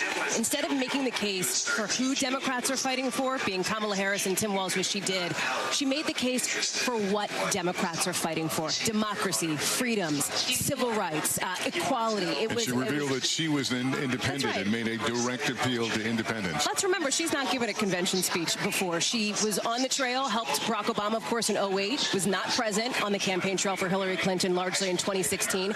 Came in those sort of closing days for President Biden in 2020. But now she is out here fairly early and in a very full-throated way. She endorsed John Fetterman against Dr. Oz, for example, a frequent guest on her show. She was involved with the Stacey Abrams campaign in 2018. But this is a big moment for Oprah Winfrey and for the Democratic Party. And we should note it's a bit of a homecoming. We are on the west side of Chicago right now, where she had established Harpo Productions and recreated new neighborhoods, really, from that back in the 90s. Absolutely, and you could feel the energy and the excitement when she walked out onto this stage, this unscheduled appearance by Oprah Winfrey. I do think the question is, how prevalent will she be on the campaign trail, and will she help to energize those all-important independents? Let's go back on the floor. We've got Governor Wes Moore.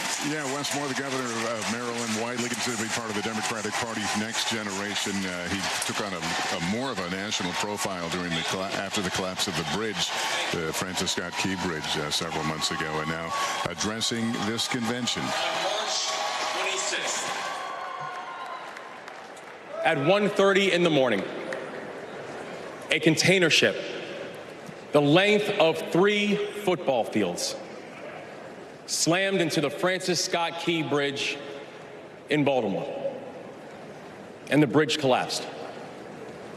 A port that drives 13% of our state's economy was now closed.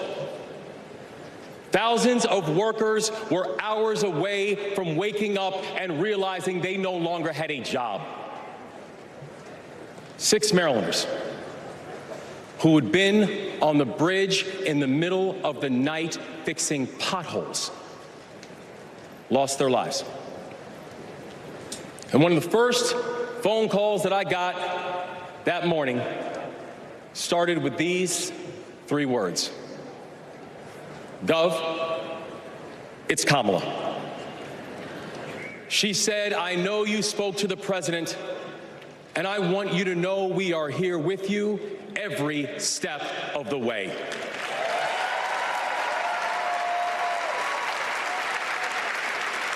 Now, I joined the Army when I was 17. In fact, I was too young to sign the paperwork. I had to ask my mom to sign the paperwork for me because I don't have bone spurs.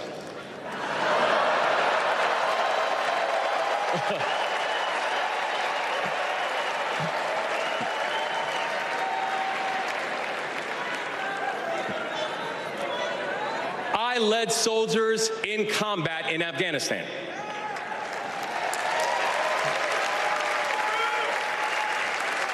And my training taught me that you never learn anything about anybody when times are easy. You learn everything you need to know about somebody when times are hard and when the temperature gets turned up. And America, I saw that Kamala Harris is the right one to lead in this moment firsthand.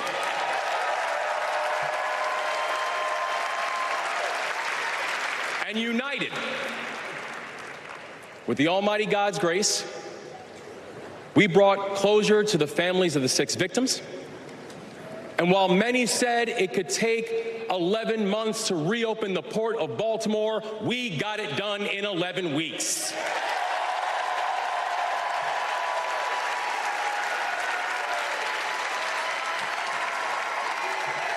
Because that is the story of America. We are a nation of patriots who serve when the mission is hard and who serve when the destination is uncertain. And I know our history isn't perfect. The unevenness of the American journey has made some skeptical. But I'm not asking you to give up your skepticism. I just want that skepticism to be your companion and not your captor.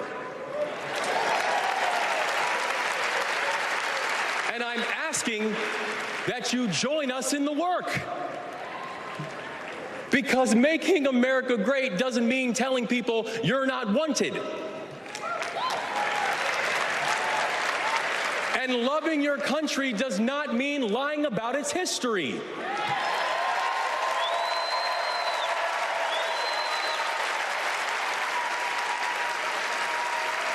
Making America great means saying the ambitions of this country would be incomplete without your help. It's the legacy of those 6 workers who fixed potholes on a bridge while we slept, who were born in a different country, but who knew that America was big enough for them too.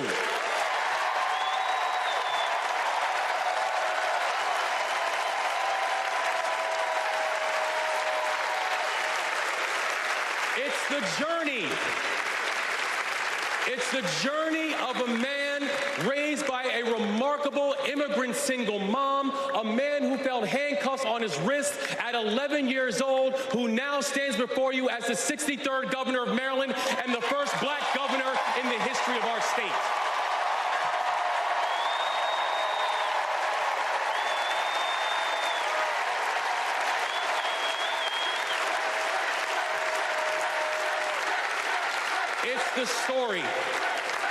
It's the story of a prosecutor who defended our freedoms and had Maryland's back when we needed it most. And now, MVP, we've got your back as well.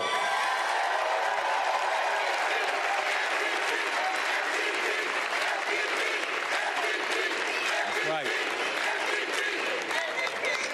It's my fellow veteran, my brother, and the next Vice President of the United States, Tim Walz. And now, Tim knows that in the military, you count the days towards mission completion. So guess what, y'all? We have got 75 days and a wake-up until Election Day. 75 days in a wake-up for us to prove what Americans can do when the pressure is on. 75 days and a wake-up for us to show that true patriots do not whine and complain. We put our heads down and we get to work.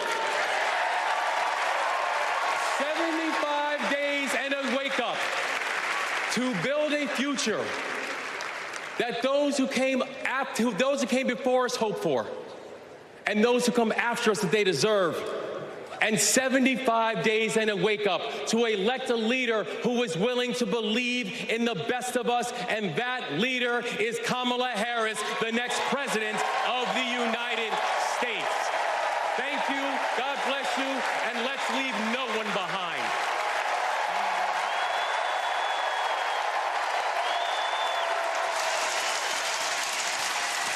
Maryland Governor Wes Moore taking the stage. And in a few moments, we're going to hear from Transportation Secretary Pete Buttigieg, of course, himself a former presidential candidate in 2020. Appearing tonight in his personal capacity, though, he is the Transportation Secretary, and of course, he served alongside Vice President Harris in the Biden administration. Let's take a listen to Mayor Pete.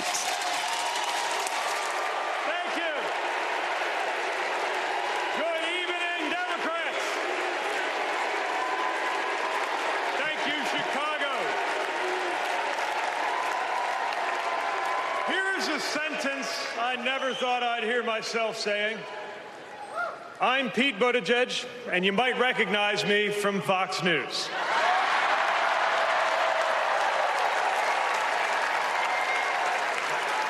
I believe in going anywhere, in service of a good cause, and friends, we gather in a very good cause, electing Kamala Harris and Tim Walz, the next president and vice president of the United States.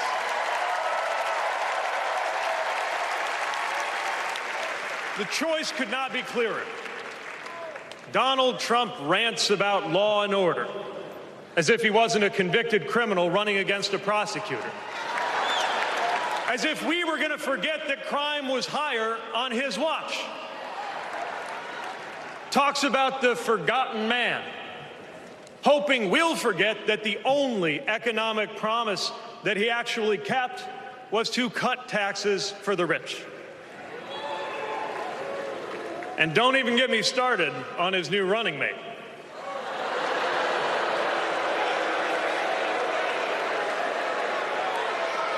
At least Mike Pence was polite. J.D. Vance is one of those guys who thinks if you don't live the life that he has in mind for you, then you don't count. Someone who said that if you don't have kids, you have, quote, no physical commitment to the future of this country. You know, Senator, when I deployed to Afghanistan, I didn't have kids then. Many of the men and women who went outside the wire with me didn't have kids either. But let me tell you, our commitment to the future of this country was pretty damn physical.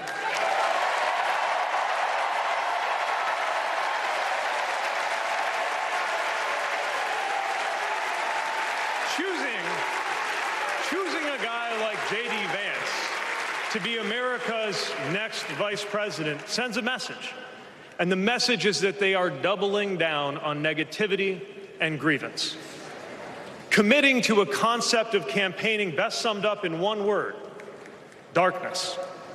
Darkness is what they are selling.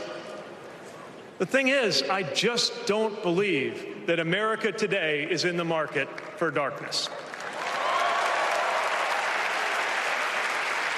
I believe America is ready for a better kind of politics. Yes, politics at its worst can be ugly, crushing, demeaning, but it doesn't have to be. At its best, politics can be empowering, uplifting. It can even be a kind of soulcraft. My faith teaches me that the world isn't made up of good people and bad people, but rather that each of us is capable of good and bad things. And I believe leaders matter because of what they bring out in each of us, the good or the bad. Right now, the other side is appealing to what is smallest within you. They're telling you that greatness comes from going back to the past. They're telling you that anyone different from you is a threat. They're telling you that your neighbor or nephew or daughter who disagrees with you politically isn't just wrong, but is now the enemy. I believe in a better politics, one that finds us at our most decent and open and brave. The kind of politics that Kamala Harris and Tim Walz are offering. And as you have felt these many days, that kind of politics also just feels better to be part of. There is joy in it, as well as power. And if all of that sounds naive, let me insist that I have come to this view not by way of idealism, but by way of experience. Not just the experience of my unlikely career. Someone like me serving in Indiana, serving in Washington, serving in uniform. I'm thinking of something much more basic. I'm thinking of dinner time at our house in Michigan. When the dog is barking and the air fryer is beeping and the mac and cheese is boiling over, and it feels like all the political negotiating experience in the world is not enough for me to get our 3-year-old son and our 3-year-old daughter to just wash their hands and sit at the table. It's the part of our day when politics seems the most distant. And yet the makeup of our kitchen table, the existence of my family, is just one example of something that was literally impossible as recently as 25 years ago, when an anxious teenager growing up in Indiana wondered if he would ever find belonging in this world.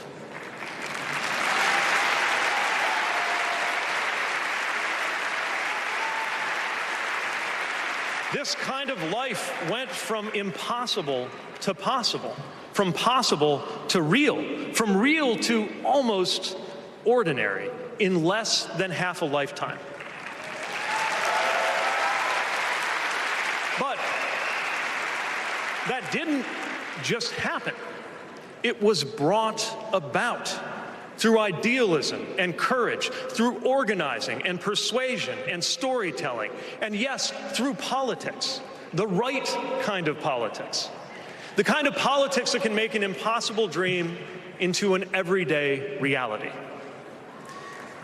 I don't presume to know what it's like in your kitchen, but I know, as sure as I am standing here, that everything in it, the bills you pay at that table, the shape of the family that sits there, the fears and the dreams that you talk about late into the night there, all of it compels us to demand more from our politics than a rerun of some TV wrestling death match. So this November, we get to choose. We get to choose our president. We get to choose our policies, but most of all, we will choose a better politics. A politics that calls us to our better selves and offers us a better everyday. That is what Kamala Harris and Tim Walz represents. That is what Democrats represent. That is what awaits us when America decides to end Trump's politics of darkness once and for all. That is what we choose when we embrace the leaders who are out there building bridges and reject the ones who are out there banning books. This is what we will work for every day to November and beyond. So let's go win this. Thank you, Democrats. Thank you. We've heard it time and time again tonight. Freedom.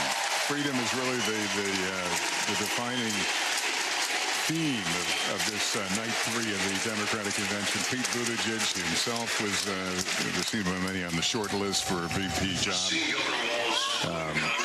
And now we're getting to the portion of the evening where we will focus on the vice presidential candidate, Tim Walz. Video playing right now. It's top of the hour, 11 o'clock on the East Coast. And yes, they are running a tad late. So we're going to hear from Governor Walz in just a few moments. There's a musical interlude.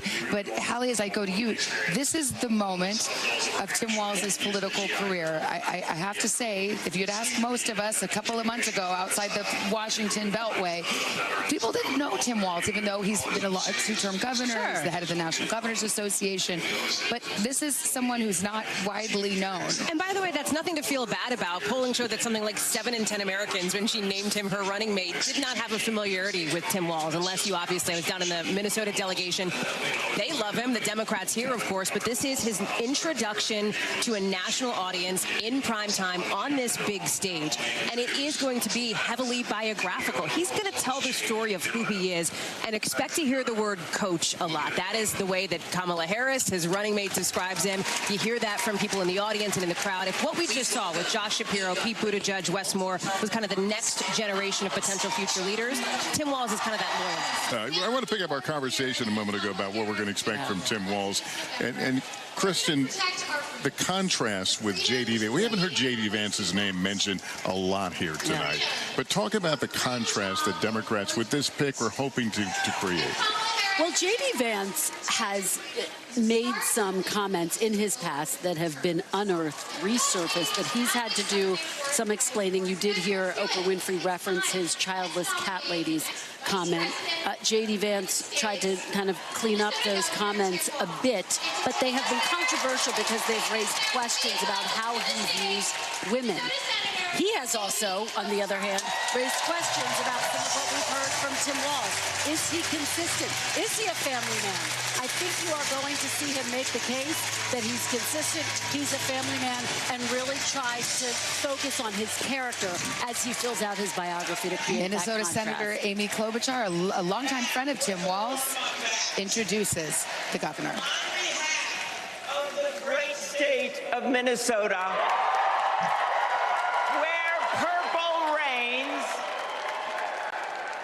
I stand before you in support of our next Vice President, Tim Walz. In Minnesota, we trust a coach who turned a team that was 0-27 into state champions. In Minnesota, we trust a hunter who has stood in a deer stand in 10-degree weather. In Minnesota, we trust a candidate who has made a viral video on how to change a burnt-out headlight. And I know we aren't alone. But in Minnesota, we love a dad in plaid.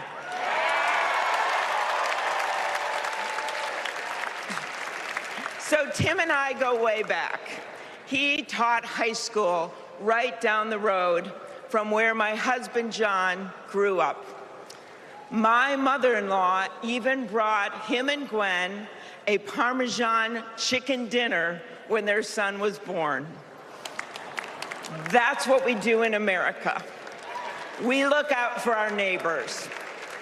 Tim has been doing that his whole life, on the farm and in the factory, with his students and his fellow service members.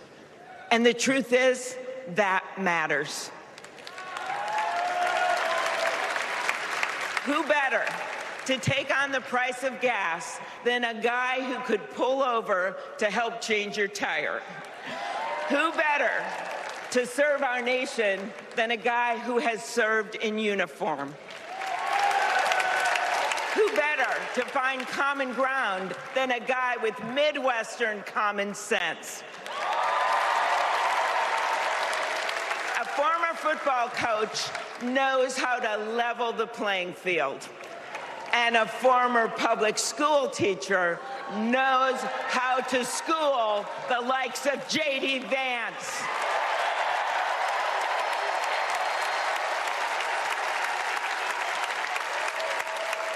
What you've done with your life matters, and what you do with power matters too. Tim has delivered paid leave, school lunches, and the biggest tax cut in Minnesota history. A Democrat from a red district in a purple state, Tim has brought Minnesota together. And together with Vice President Kamala Harris, I know he will do the same for our nation. America, there is so much that we share, so much that connects us. Way up north in Minnesota, out of Lake Itasca, flows the Mississippi River. It starts small and it grows wider. It flows down to Wisconsin and to Iowa. It goes down to Illinois and to Missouri.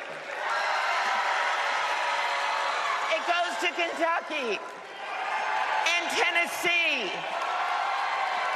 It goes to Arkansas, and it goes way down to Mississippi. And then it goes all the way down to New Orleans, Louisiana, where the spirit of our nation's resilience abounds.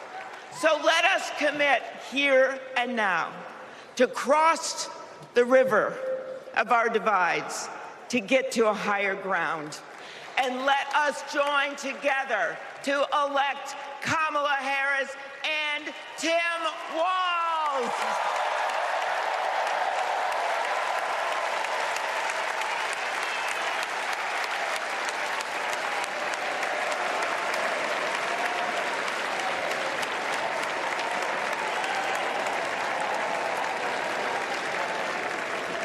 Please welcome Ben Ingman from Minnesota.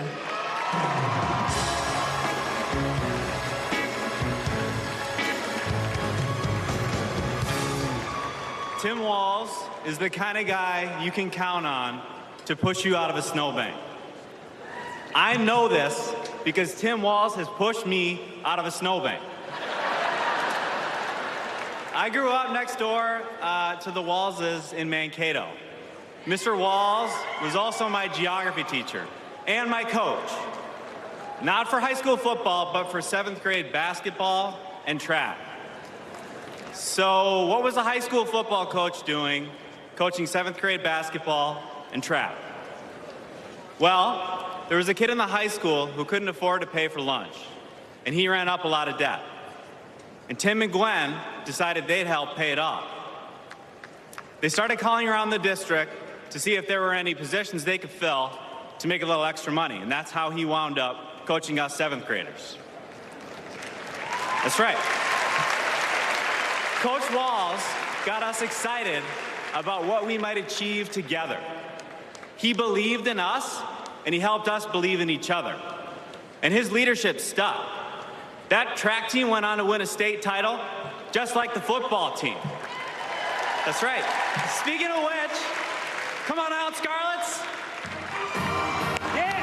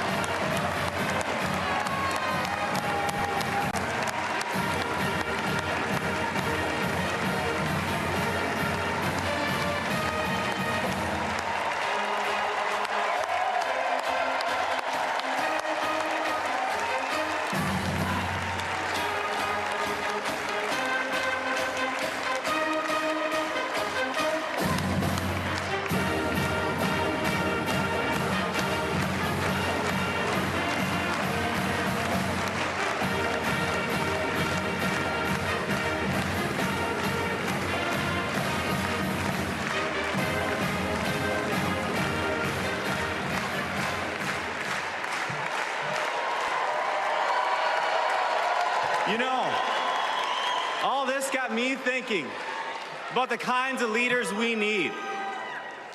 We want the people in charge to be genuine, compassionate, and trustworthy. The thing is, there are people in our neighborhoods who fit this description. The kind of people who display quiet leadership by helping kids pay for their lunches, by bringing teams together to believe in each other. And when we're stuck in the snow, they push us out. Well, in my neighborhood, we always wish that people like that would run for office. Well, in my neighborhood, someone like that did run for office. And he's going to be a wonderful vice president. Thanks very much.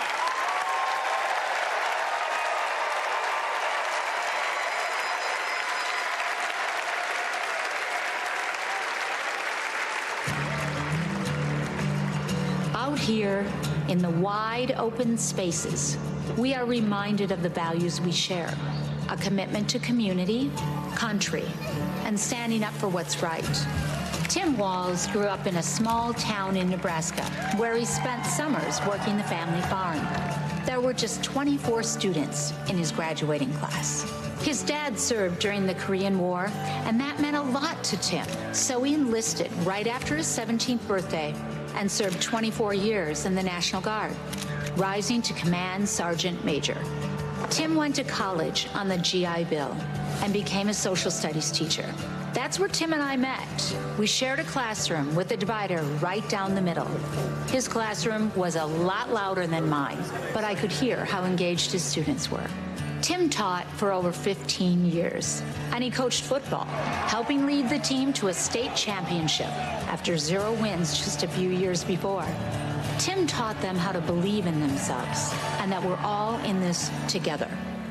When one of our students started the school's Gay Straight Alliance, Tim agreed to serve as faculty advisor because he knew how impactful it would be to have a football coach involved. He inspired his students, and he changed lives. He is just so joyful in everything that he does, but I think also standing up for, what he believes to be right, stands up to bullies. Then Tim's students inspired him to run for Congress in southern Minnesota. Tim spent a lot of time working with Republicans, fighting to help farmers and expanding veterans' benefits. Whether it was in Congress or as governor, his focus has always been helping working people like those he grew up with. That's why he fought for the largest tax cut in Minnesota state history. But Tim Walz was there for small businesses like ours. With the urging of Governor Walz, we were able to pass the Alex Smith Insulin Affordability Act, and it has saved lives in Minnesota. With Tim as governor, Minnesota is one of the best places to raise a family and one of the best states for business. Tim's a lifelong hunter and gun owner.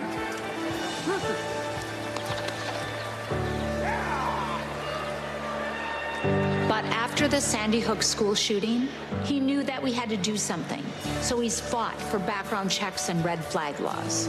But of all the things he's done, Tim loves being a dad. We struggled to have kids, and fertility treatments made it possible. There's a reason our daughter is named Hope. Hope and Gus mean the world to us. Governor Walz making good on a promise to his son and family yesterday by getting them a puppy. Then we're going to go get some food, corn dog. I'm vegetarian. Turkey then. And turkey's meat. Not in Minnesota, turkey special. He's as at home on a farm, a fishing boat, a football field, or a factory floor as he is on the floor of Congress. Tim's commitment to service all comes back to the values we grew up with. Love your country, help your neighbor, and fight for what's right. Because that's what America is all about. 2 middle-class kids. One, a daughter of Oakland, California. The other, a son of the Nebraska Plains, only in America. Is it possible for them together to make it all the way to the White House?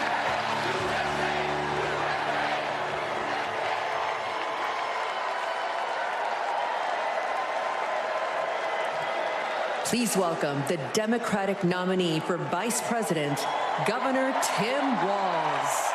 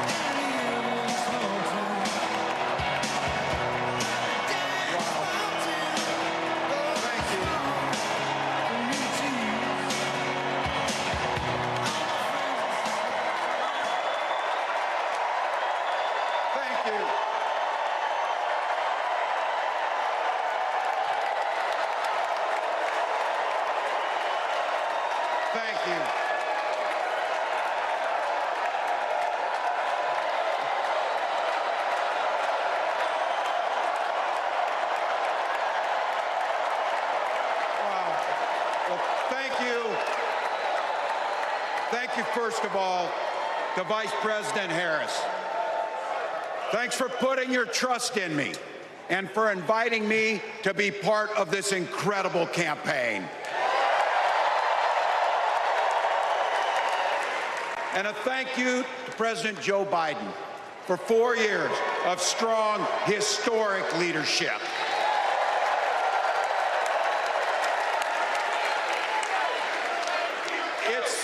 It's the honor of my life to accept your nomination for Vice President of the United States.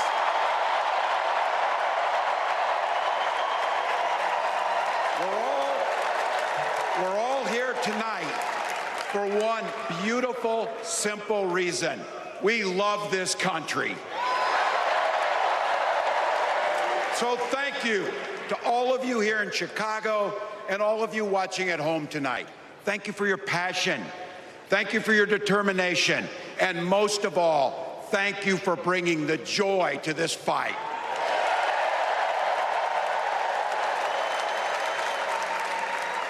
Now, I grew up in Butte, Nebraska, a town of 400 people. I had 24 kids in my high school class, and none of them went to Yale. But I'll tell you what, growing up in a small town like that, you learn how to take care of each other. That family down the road, they may not think like you do. They may not pray like you do. They may not love like you do, but they're your neighbors. And you look out for them, and they look out for you.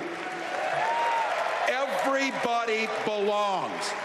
And everybody has a responsibility to contribute. For me, it was serving in the Army National Guard. I joined up 2 days after my 17th birthday, and I proudly wore our nation's uniform for 24 years. My dad, a Korean War era Army veteran, died of lung cancer a couple years later. He left behind a mountain of medical debt. Thank God for Social Security survivor benefits. And thank God for the GI Bill that allowed my dad and me to go to college, and millions of other Americans. Eventually, like the rest of my family, I fell in love with teaching. Three out of 4 of us married teachers. I wound up teaching social studies and coaching football at Mankato West High School. Go Scarlets! We ran a 44 defense. We played through to the whistle on every single play, and we even won a state championship. Never closed the yearbook, people. But it was those players and my students who inspired me to run for Congress. They saw in me what I had hoped to instill in them, a commitment to the common good, an understanding that we're all in this together, and the belief that a single person can make a real difference for their neighbors. So there I was, a 40-something high school teacher with little kids, 0 political experience, and no money, running in a deep red district. But you know what? Never underestimate a public school teacher. Never.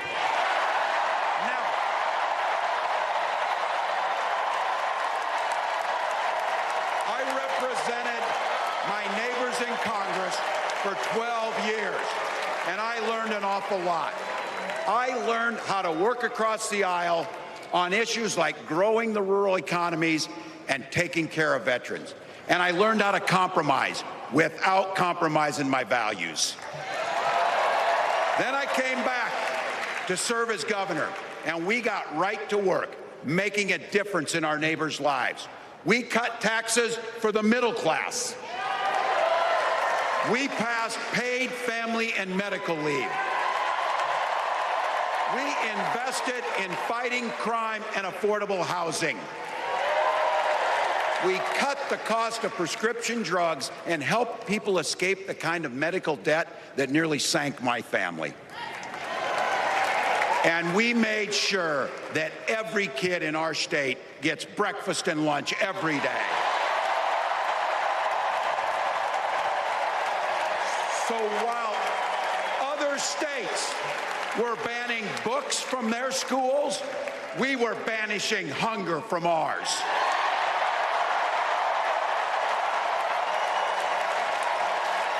We also protected reproductive freedom because in Minnesota, we respect our neighbors and the personal choices they make.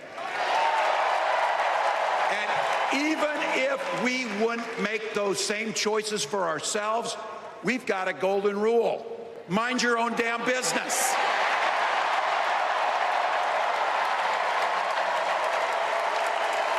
And that includes IVF and fertility treatments. And this is personal for Gwen and I.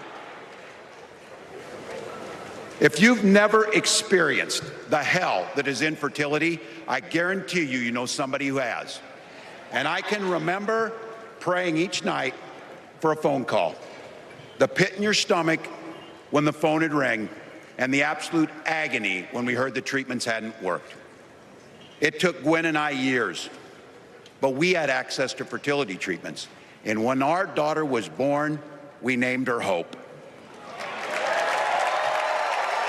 Hope, Gus, and Gwen, you are my entire world, and I love you.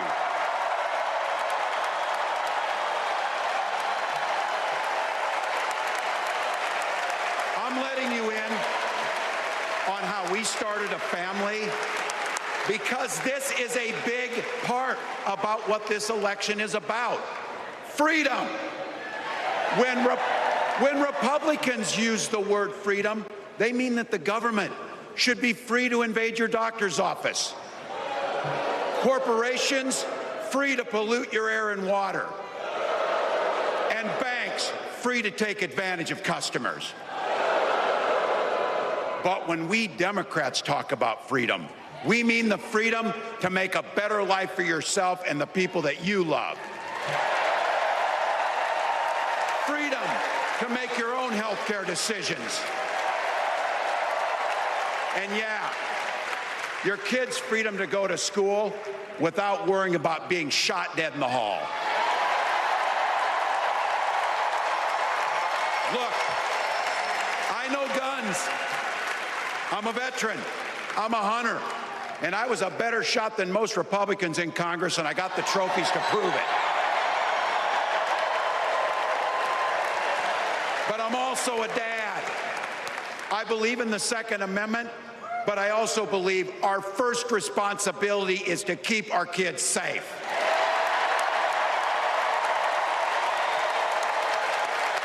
That's what this is all about. The responsibility we have to our kids, to each other, and to the future that we're building together, in which everyone is free to build the kind of life they want. But not everyone has that same sense of responsibility. Some folks just don't understand what it takes to be a good neighbor. Take Donald Trump and J.D. Vance. Their Project 2025 will make things much, much harder for people who are just trying to live their lives. They spent a lot of time pretending they know nothing about this. But look, I coached high school football long enough to know, and trust me on this, when somebody takes the time to draw up a playbook, they're going to use it.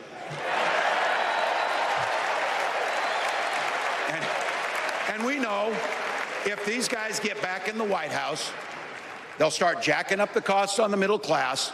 They'll repeal the Affordable Care Act. They'll gut Social Security and Medicare. And they will ban abortion across this country, with or without Congress. Here's the thing. It's an agenda nobody asked for. It's an agenda that serves nobody except the richest and the most extreme amongst us. And it's an agenda that does nothing for our neighbors in need.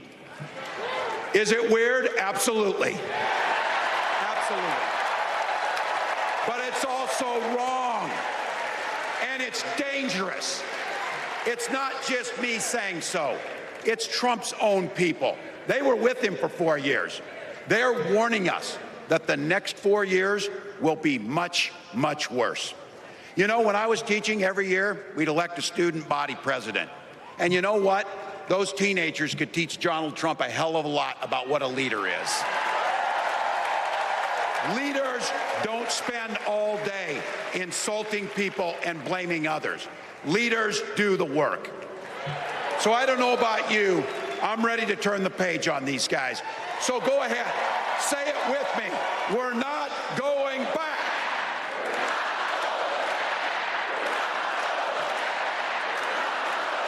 We've got something better to offer the American people. It starts with our candidate, Kamala Harris. From her first day as a prosecutor, as a district attorney, as an attorney general, as a United States senator, and then our vice president, she's fought on the side of the American people. She's taken on the predators and fraudsters. She's taken down the transnational gangs, and she stood up to powerful corporate interests. She has never hesitated to reach across that aisle if it meant improving your lives. And she's always done it with energy, with passion, and with joy. Folks, we've got a chance to make Kamala Harris the next president of the United States.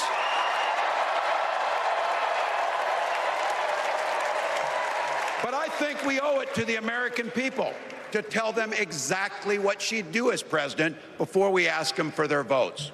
So here, this is the part, clip and save it and send it to your undecided relatives so they know. If you're a middle-class family or a family trying to get into the middle class, Kamala Harris is going to cut your taxes. If you're getting squeezed by prescription drug prices, Kamala Harris is going to take on Big Pharma. If you're hoping to buy a home, Kamala Harris is going to help make it more affordable. And no matter who you are, Kamala Harris is going to stand up and fight for your freedom to live the life that you want to lead. Because that's what we want for ourselves, and it's what we want for our neighbors. You know, you might not know it, but I haven't given a lot of big speeches like this. But I have given a lot of pep talks. So let me finish with this, team. It's the fourth quarter. We're down a field goal, but we're on offense and we've got the ball. We're driving down the field. And boy, do we have the right team. Kamala Harris is tough. Kamala Harris is experienced, and Kamala Harris is ready.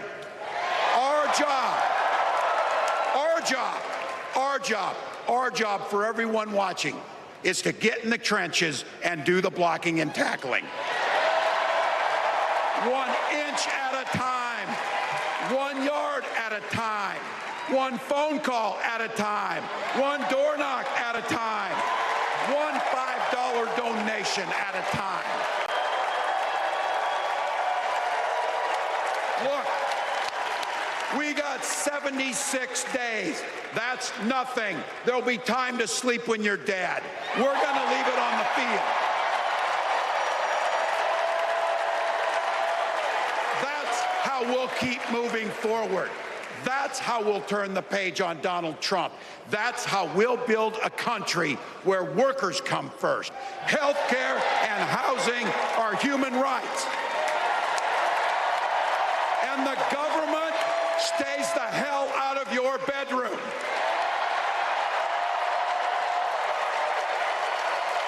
That's how we make America a place where no child is left hungry, where no community is left behind, where nobody gets told they don't belong. That's how we're going to fight. And as the next president of the United States always says, when we fight, when we fight, when we fight, thank you. God bless.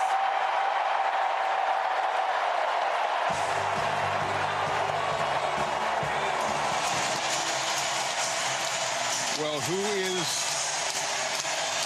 the coach? That's what we're going to be knowing after this speech. Coach Walz. Lots of sports metaphors in this speech. Not a long one. Kristen Welker, you're a little surprised it was as short a speech as it was? Well, it was succinct. However, it was filled with a lot of energy, that's for sure. Lester, you're absolutely right. There were a lot of sports metaphors. It was a mix of defending his record when he was governor. As we said at the start of this evening, speaking very proudly about the fact that he signed into law school lunches for everyone, every kid in Minnesota, talking about his struggles with infertility, also showing he can be an attack dog. Well, this is the iconic moment where you see the potential second family on stage. Tim Walz joined there by his daughter, Hope, his son, Gus, his wife, Gwen. America's starting to learn more about this vice presidential candidate. Let's go to Tom Yamas, who's on the floor in the thick of it all, Tom. Savannah, it's so hard to hear you right now because people are cheering so loud. Governor Tim Walz just set this place on fire. If there was any doubt about why Kamala Harris chose him as a running mate, I think people figured that out tonight. There were a lot of questions about why he surged to the top of that choice, and tonight I think Democrats understand why. This is Barb. She's from Minnesota. She's wearing that flannel for Governor Tim Walz. How did you do tonight? He did great. He knocked it out of the park. I trust him to take care of me and my neighbors. Why are you wearing the flannel? Because this is what Minnesota's about. We all wear flannel. so much. Beyond Barb, just to give you guys an idea of how his speech played out, I was watching delegates from one state talk to other states saying he's incredible, and I heard that more than once. A lot of people liked his lines, especially the ones about mind your own business. That played really well in this room. We also got to talk about the night as a whole, going from Oprah, building with Pete Buttigieg and Governor Wes Moore, and finally here now with Governor Tim Walz. Clearly the production tonight and the strategy of blocking these speakers definitely hit a home run tonight here inside the United Center. I'm going to send it back to you guys. All right, Tom, thank you. Dad in plaid. This is a new expression, at least to some of us who are not from Minnesota, but that's obviously going to be one of the hallmarks of Tim Walz as he exits the stage. I'm going to turn to Hallie Jackson. I mean, let's just back up a minute and talk about this choice. She had a short list. There were several candidates who got to the interview stage. This choice of Tim Walz, what did it come down to? It came down to, by our reporting, Tim Walz wanted to be there for Kamala Harris wholeheartedly, entirely, loyally. He sees this as his ultimate end goal. There's not another necessarily step for him. He's not one of these guys that you talk about for 2038, men or women who are looking to be the next sort of star generationally of the Democratic Party in the way that, for example, Pennsylvania Governor Josh Shapiro, who we also heard from tonight, had as well. He's also got, and you saw this here tonight, Tim Walz really trying to show his authenticity to these Midwestern voters that are going to be so important in some of those Rust Belt battlegrounds like Michigan, like Wisconsin, like Pennsylvania. You heard him really making the case to middle-class Americans using his own roots and his own story to try to draw that thread and draw that connection. His family up there on stage, his son Gus in tears, his daughter, his wife, the emotion just so palpable during the speech and then after it as well. So yeah, the dad in plaid, the Midwestern dad energy, but also the coach, giving this crowd a pep talk. Not that they necessarily needed it. They've been pretty fired up, and reminding them, and we've heard this as an undercurrent throughout the night, this isn't a done deal. There's a lot of work to do. They're saying not a lot of time to do it. This is a very competitive race, and they see themselves as the underdog. Emphasize how all this has come together so quickly, how their lives have been transformed, that family's lives in just a month. And let's not forget, he had to follow the Obamas last night, Oprah Winfrey tonight, and he said this is not something he does every day. So Tim Walz had his moment. We're going to take a break right here, and when we come back, we'll look ahead to tomorrow night, Kamala Harris's big night at the Democratic National Convention. We're back in a moment.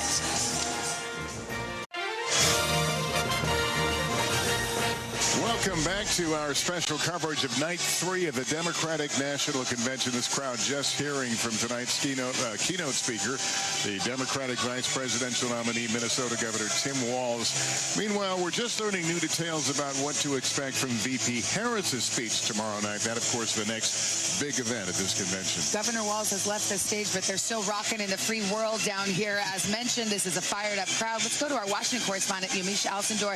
Yamiche, I know you've got some new reporting on Kamala Harris and her prep for her big moment in the spotlight tomorrow. That's right. I've been talking to multiple sources who are familiar with Vice President Harris's speech preparations, and they tell me that the Vice President is really approaching this with a meticulous attention to detail. She's going over every comma, every single word. She wants it to be authentic to her. She's really leaning into her gut and her instinct here, and in doing that, she wants to do two big things. One is contrast herself to her opponent, former President Donald Trump, really saying why he is wrong for America, but also she wants to really lean into her own personal story and define her vision for America. And in doing that, she's going to be talking about her policy stances that she rolled out last week, including decreasing rent prices as well as helping out first-time home buyers. But she also is going to be really leaning into her backstory. And to do that, she's going to be talking a lot about her mother, who taught her, you might be the first, but you're not going to be the last. Make sure that you help other people behind you. And she's going to be talking about her middle-class background and the fact that she grew up in a family that understood what it was to struggle, and that she understands other Americans and their abilities to push through when they are struggling. I'm also told she's really going to be praising President Biden. She said that I was told she's very grateful to him. She really respects him, and she wants to make sure that he gets the moment to really hear that from her. And I was told that she's going to be sticking largely to her remarks, but she's also going to be open and ready to react to the group. All right, Yamish, thanks. Let's bring back Peter Alexander on the convention floor. Peter. Hey, Lester, recognize that these are some of the most engaged Democrats in the country, but one delegate a moment ago just said to me, I'd never heard of this guy a matter of weeks ago, and now I love him. That is the takeaway. Another delegate saying something is different in this room. Among those enjoying this, Chris from Seattle. Chris, this was about introducing himself for Coach Walz. What was the first impression for you?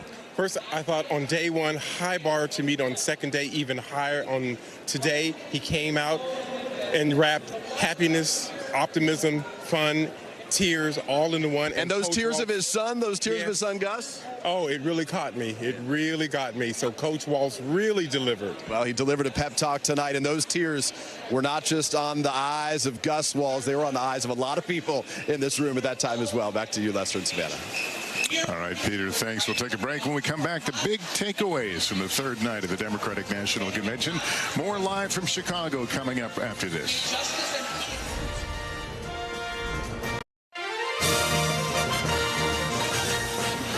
Welcome back to our special coverage of the third night of the DNC, the program wrapping up just a few moments ago. Tomorrow, of course, is the big night, the culmination of this convention. Vice President Kamala Harris to deliver her acceptance speech, and she will be making history once again. Let's bring back Kristen Welker and Hallie Jackson for some final thoughts. This is obviously the big windup for tomorrow. How will these things mesh? Well, you're right. I mean, on the one hand, you have Tim Walz, who's introducing himself to the American public. You have Vice President Kamala Harris, who tomorrow night will deliver the most important speech of her political career. She will be reintroducing herself, and she's really going to, I think, draw the same type of contrast that we heard Tim Walz draw tonight. She's going to have to paint a vision of what she wants to do if she's elected. I don't know that she's going to delve into a whole lot of policy details, but again, I think you're going to see that sharp contrast. One of the things that really stands out to me tonight after night 3 is the extent to which there was a real focus on independence. From Oprah talking about the fact that she's an independent. You heard Governor Tim Walz tout the fact that he's a gun owner, he's a veteran, that he wants to adhere to the Second Amendment. At the same time, he wants to keep kids safe in schools. That's the type of messaging that could potentially reach out to some of those independents, some of those undecided voters who are going to be so critical. And then we have to say it over and over again, the issue of reproductive rights is just the common thread that runs through every single speech that we have heard. Democrats clearly believe that is going to be the animating factor in this election. Yeah, we were quite touched by his description of his own family's adventure. Spoken very personal terms about his own infertility struggles. Obviously meant their experience with IVF. With infertility, yeah, absolutely. I mean, and when you look at this, you sometimes can tell by a convention where the campaign thinks the fertile ground is. As Kristen just mentioned, a reach out to independents. So what else do you glean from the audiences that they were clearly trying to address here for the path that they see to victory? So the battleground states that we've been talking about here, the Rust Belt, the Sun Belt, but also what's been interesting is the way that you're also seeing them try to make sure they're supercharging the people who are already behind them. The message to Democrats in the room, the message to Americans at home. It is, right, about reaching those so-called persuadable voters, those independents, those maybe centrist Republicans who are uncomfortable with a vote for Donald Trump here. But it's about getting those loyal Democrats to show up. Democrats who may not have shown up for President Biden, given where his favorability rating was. That's a key part of the strategy here as well. You know, it's interesting, too. We haven't talked about it all that much. And frankly, Kamala Harris hasn't made so much of it. The fact that this would be the first female commander-in-chief. Part of the program tomorrow night will address her foreign policy credentials. For example, former CIA Director Leon Panetta expected to come to the podium here and talk about that aspect of her experience. But that's a really important credential that she has to sell people on. Absolutely. And I think that you are going to hear a full-throated endorsement from all of the speakers tomorrow for why she does have those credentials to do that. But what's notable is she's not leaning into the historic nature of her campaign. It's such a different tone than what we heard from Hillary Clinton, for example, when she was running for president in 2016, when she really leaned into the idea that she would be the first woman president. Kamala Harris continues to quote her late mother, who said, make sure you're the first, but not the last. Interesting, because Barack Obama did not emphasize the historic nature of his candidacy either. Yeah. And it worked for him. It worked for him because she is running, she would say, to be the president of everyone, that yes, she would be an historic choice. race, but that's not the only credential and her only leading credential that qualifies. And we talk about reintroducing herself. I mean, what don't we know? What do voters need to know about her? Anything about what she would be like, right, as the presidential nominee. They know her as the vice president. They know her as a presidential candidate unsuccessfully, but not in a position like this. Hey, guys, and our coverage continues. I'm Peter Alexander alongside my colleague at the White House, Kelly O'Donnell. If that was the pep talk from Coach Walz, this is the post-game locker room. The Minnesota delegation, Kelly, they are going nuts. They are having so much fun here, and I think we've got a tailgate happening at the same time. The cheer squad is here.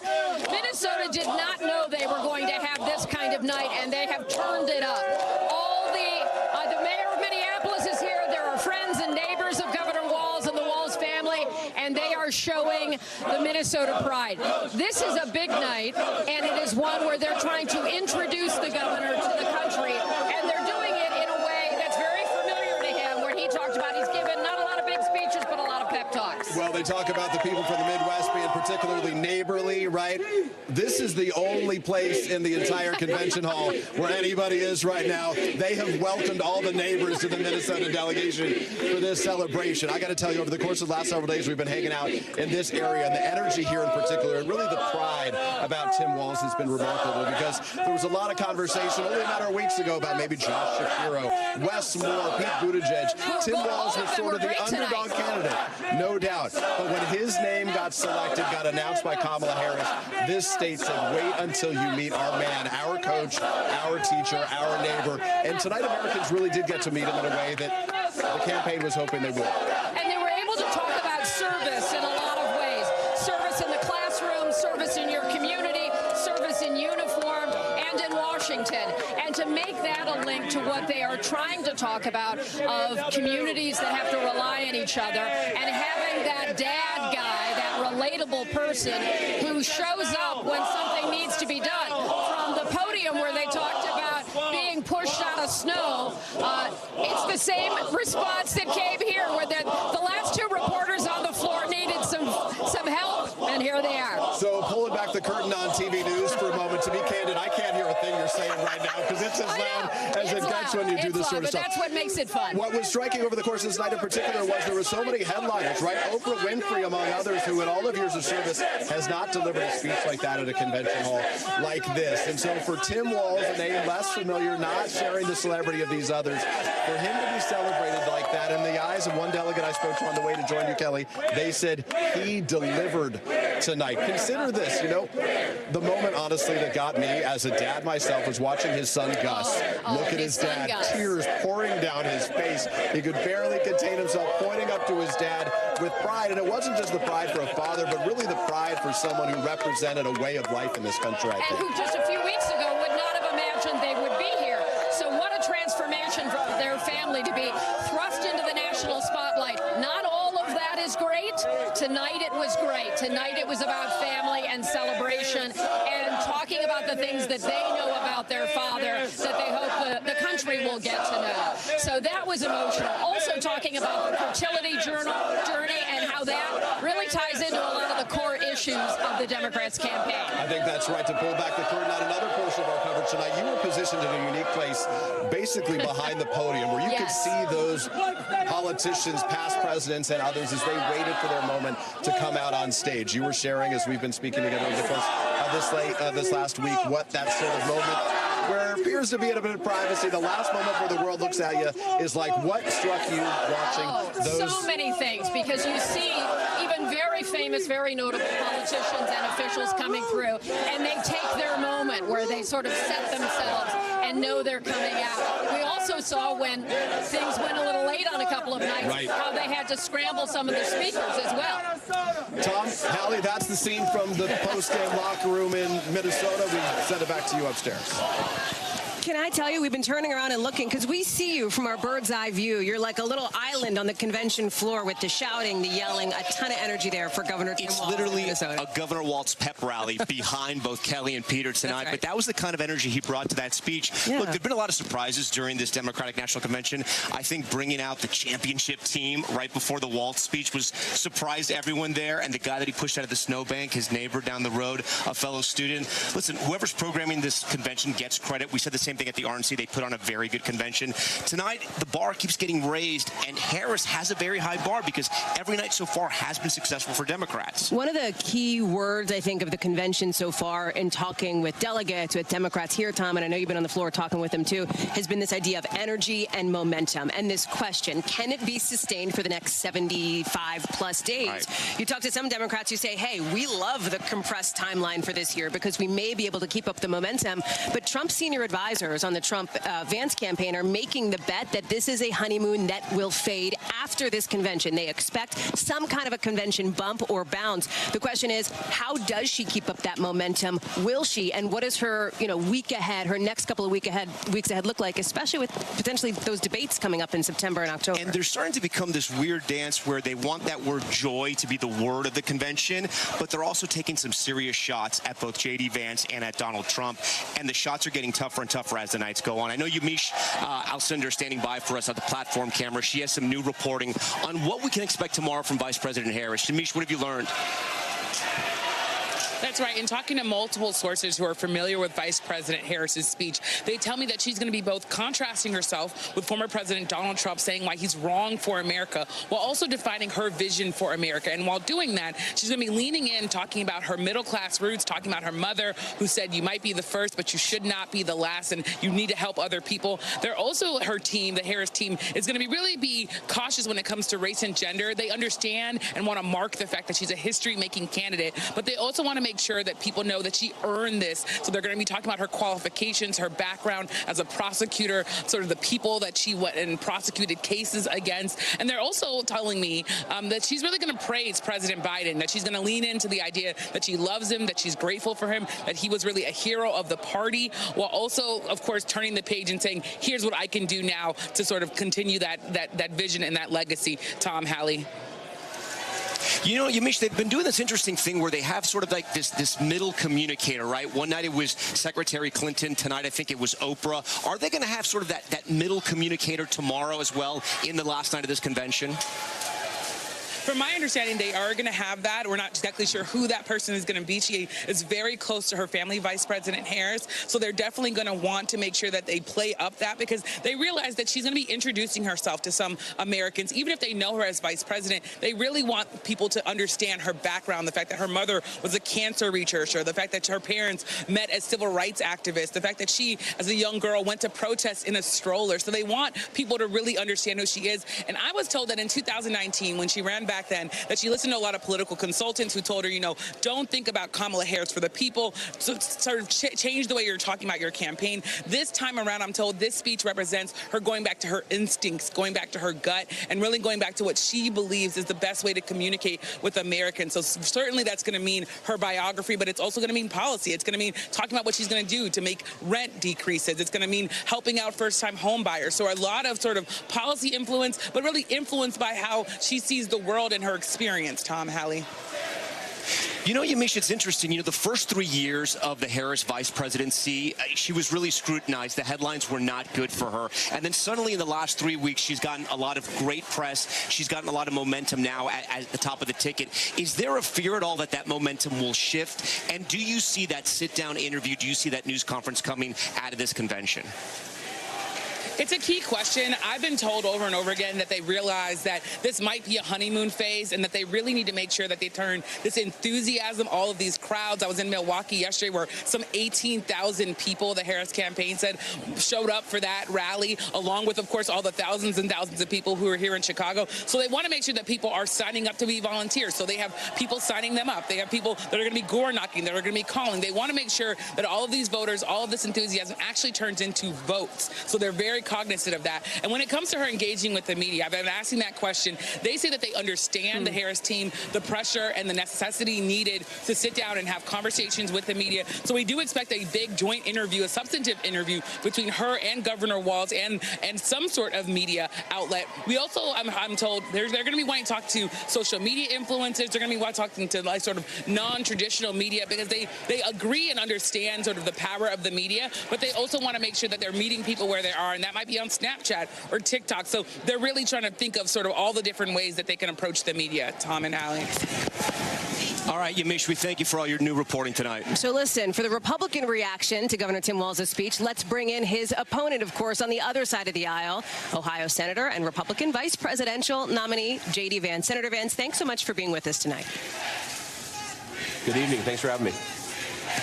Okay, just making sure you can hear us okay. Let me ask you this. There were some attacks leveled against you here tonight at the convention, including from Pete Buttigieg, who suggested that you believe that people essentially don't count if they are, for example, childless or not the kind of family that you want to see them be. How do you respond to that? Well, of course I don't believe that. I think that everybody has worth, and certainly you have a lot of people who just haven't had families. It hasn't worked out for them for reasons they can't control, and that's, of course, totally fine. I think what I have said is that we want our country to be more pro-family, and more to the point, what I worry about when I watch the Democratic convention speeches tonight is there's no reference to how we're going to lower the costs of groceries and housing for middle-class families.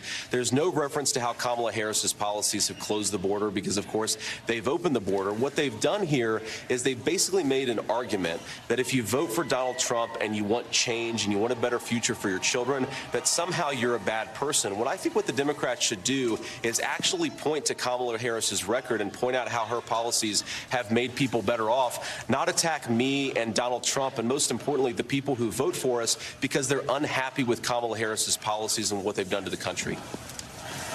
You know, Senator Vance, Governor Walz took some shots at you tonight. He made fun of the fact that you went to Yale. He says, like all regular people, I grew up in the heartland. J.D. Vance studied at Yale. He said that you trashed your own people in your best-selling novel and that your career was funded by Silicon Valley billionaires. When you meet Governor Walz face-to-face in that debate on October 1st, what are you going to tell him? Well, first of all, what a nasty personal attack. Why isn't Governor Walz talking about Kamala Harris's record and how she's made the lives of the American people better? The answer is because he can't say that. He can't point to her policies that have lowered inflation, lowered the price of housing. He can't point to her policies that have lowered the cost of food. So he's attacking me in a very personal way. Look, I signed up for it, but I want Tim Walz to articulate how his vice presidency is going to make the lives of the American people better. Look, I was raised by a grandmother in a poor family where my grandmother didn't even graduate from high school. She made a lot of sacrifices towards the end of her life to ensure that I had access to some good educational opportunities. I think my family ought to be praised for sacrificing to give me some opportunities. That's the story we see all across our country. I'm incredibly proud, not just of what I've accomplished, but most importantly, at the sacrifices my mom and grandmother made so that I could have a chance at the American dream. That's a good thing to me, and if Tim Walz wants to attack it, he's welcome to, but why don't he talk about what he wants to do for the American people? Your running mate has suggested that the issue of reproductive rights, he believes, is not going to be a big factor come November. Democrats are making the opposite bet, and that has been very evident here at the convention in Chicago with the issue of reproductive rights, access to abortion, and access to fertility treatments very much on the table. Can you get specific about what your ticket would do to protect IVF, to protect fertility treatments like IUI? Well, look, we support access to fertility treatments and want parents to be able to access this stuff even if they can't afford it because we believe that babies and children are good and we want more Americans to have families. Now, the real contrast, of course, is that Donald Trump has said that he thinks abortion policy should be made at the state level. And meanwhile, Tim Walz and Kamala Harris are talking about taxpayer-funded late-term abortion, about shutting down Christian hospitals because they don't want to perform certain types of abortions. Look, that is not how you respect differences of opinion. I think what Donald Trump is really trying to do is be pro-family and articulate a solution to some of these culture war topics that allows the country to come together and solve some of these disputes at the state level where voters can make these decisions, not the national government. But he hasn't committed to not seeking a federal abortion ban. Will you do that tonight? Well, Donald Trump has explicitly said that he doesn't support a national abortion ban, and he wants California to make California's abortion policy, and he wants Ohio to make Ohio's abortion policy. And again, I think it's important to recognize the moral leadership that Donald Trump is showing here. He's saying we want to have a compromise here. Let the states and the people in those states make the determination about abortion policy. The national government, we're going to focus on lowering the cost of food, lowering the cost of housing, fighting back against the Chinese theft of our manufacturing jobs, jobs. That's what our national government should be focused on. And by the way, it's not just vision and talk from Donald Trump. He actually delivered these things during a very successful 4-year presidential term. Really, in some ways, the contrast here is between the failed leadership of Kamala Harris, the successful leadership of Donald Trump. Look, we can get back to peace and prosperity. We just have to elect Donald Trump as president of the United States. Senator J.D. Vance, we thank you for your time. We thank you for coming on here and answering our questions. That's going to wrap our coverage of the third night of the DNC here live in Chicago. Tom, of course, will be back on the floor for night number 4. We will be back here in the booth together starting at 4 o'clock Eastern for all of our special coverage, including with Kristen Welker, Savannah Guthrie, Lester Holt, kicking off 9 o'clock Eastern on the network. From all of us here at NBC News, thank you so much for watching. I'm Hallie Jackson. And I'm Tom Yamas. Again, thank you for watching. Have a great night. Thanks for watching. Stay updated about breaking news and top stories on the NBC News app or follow us on social media.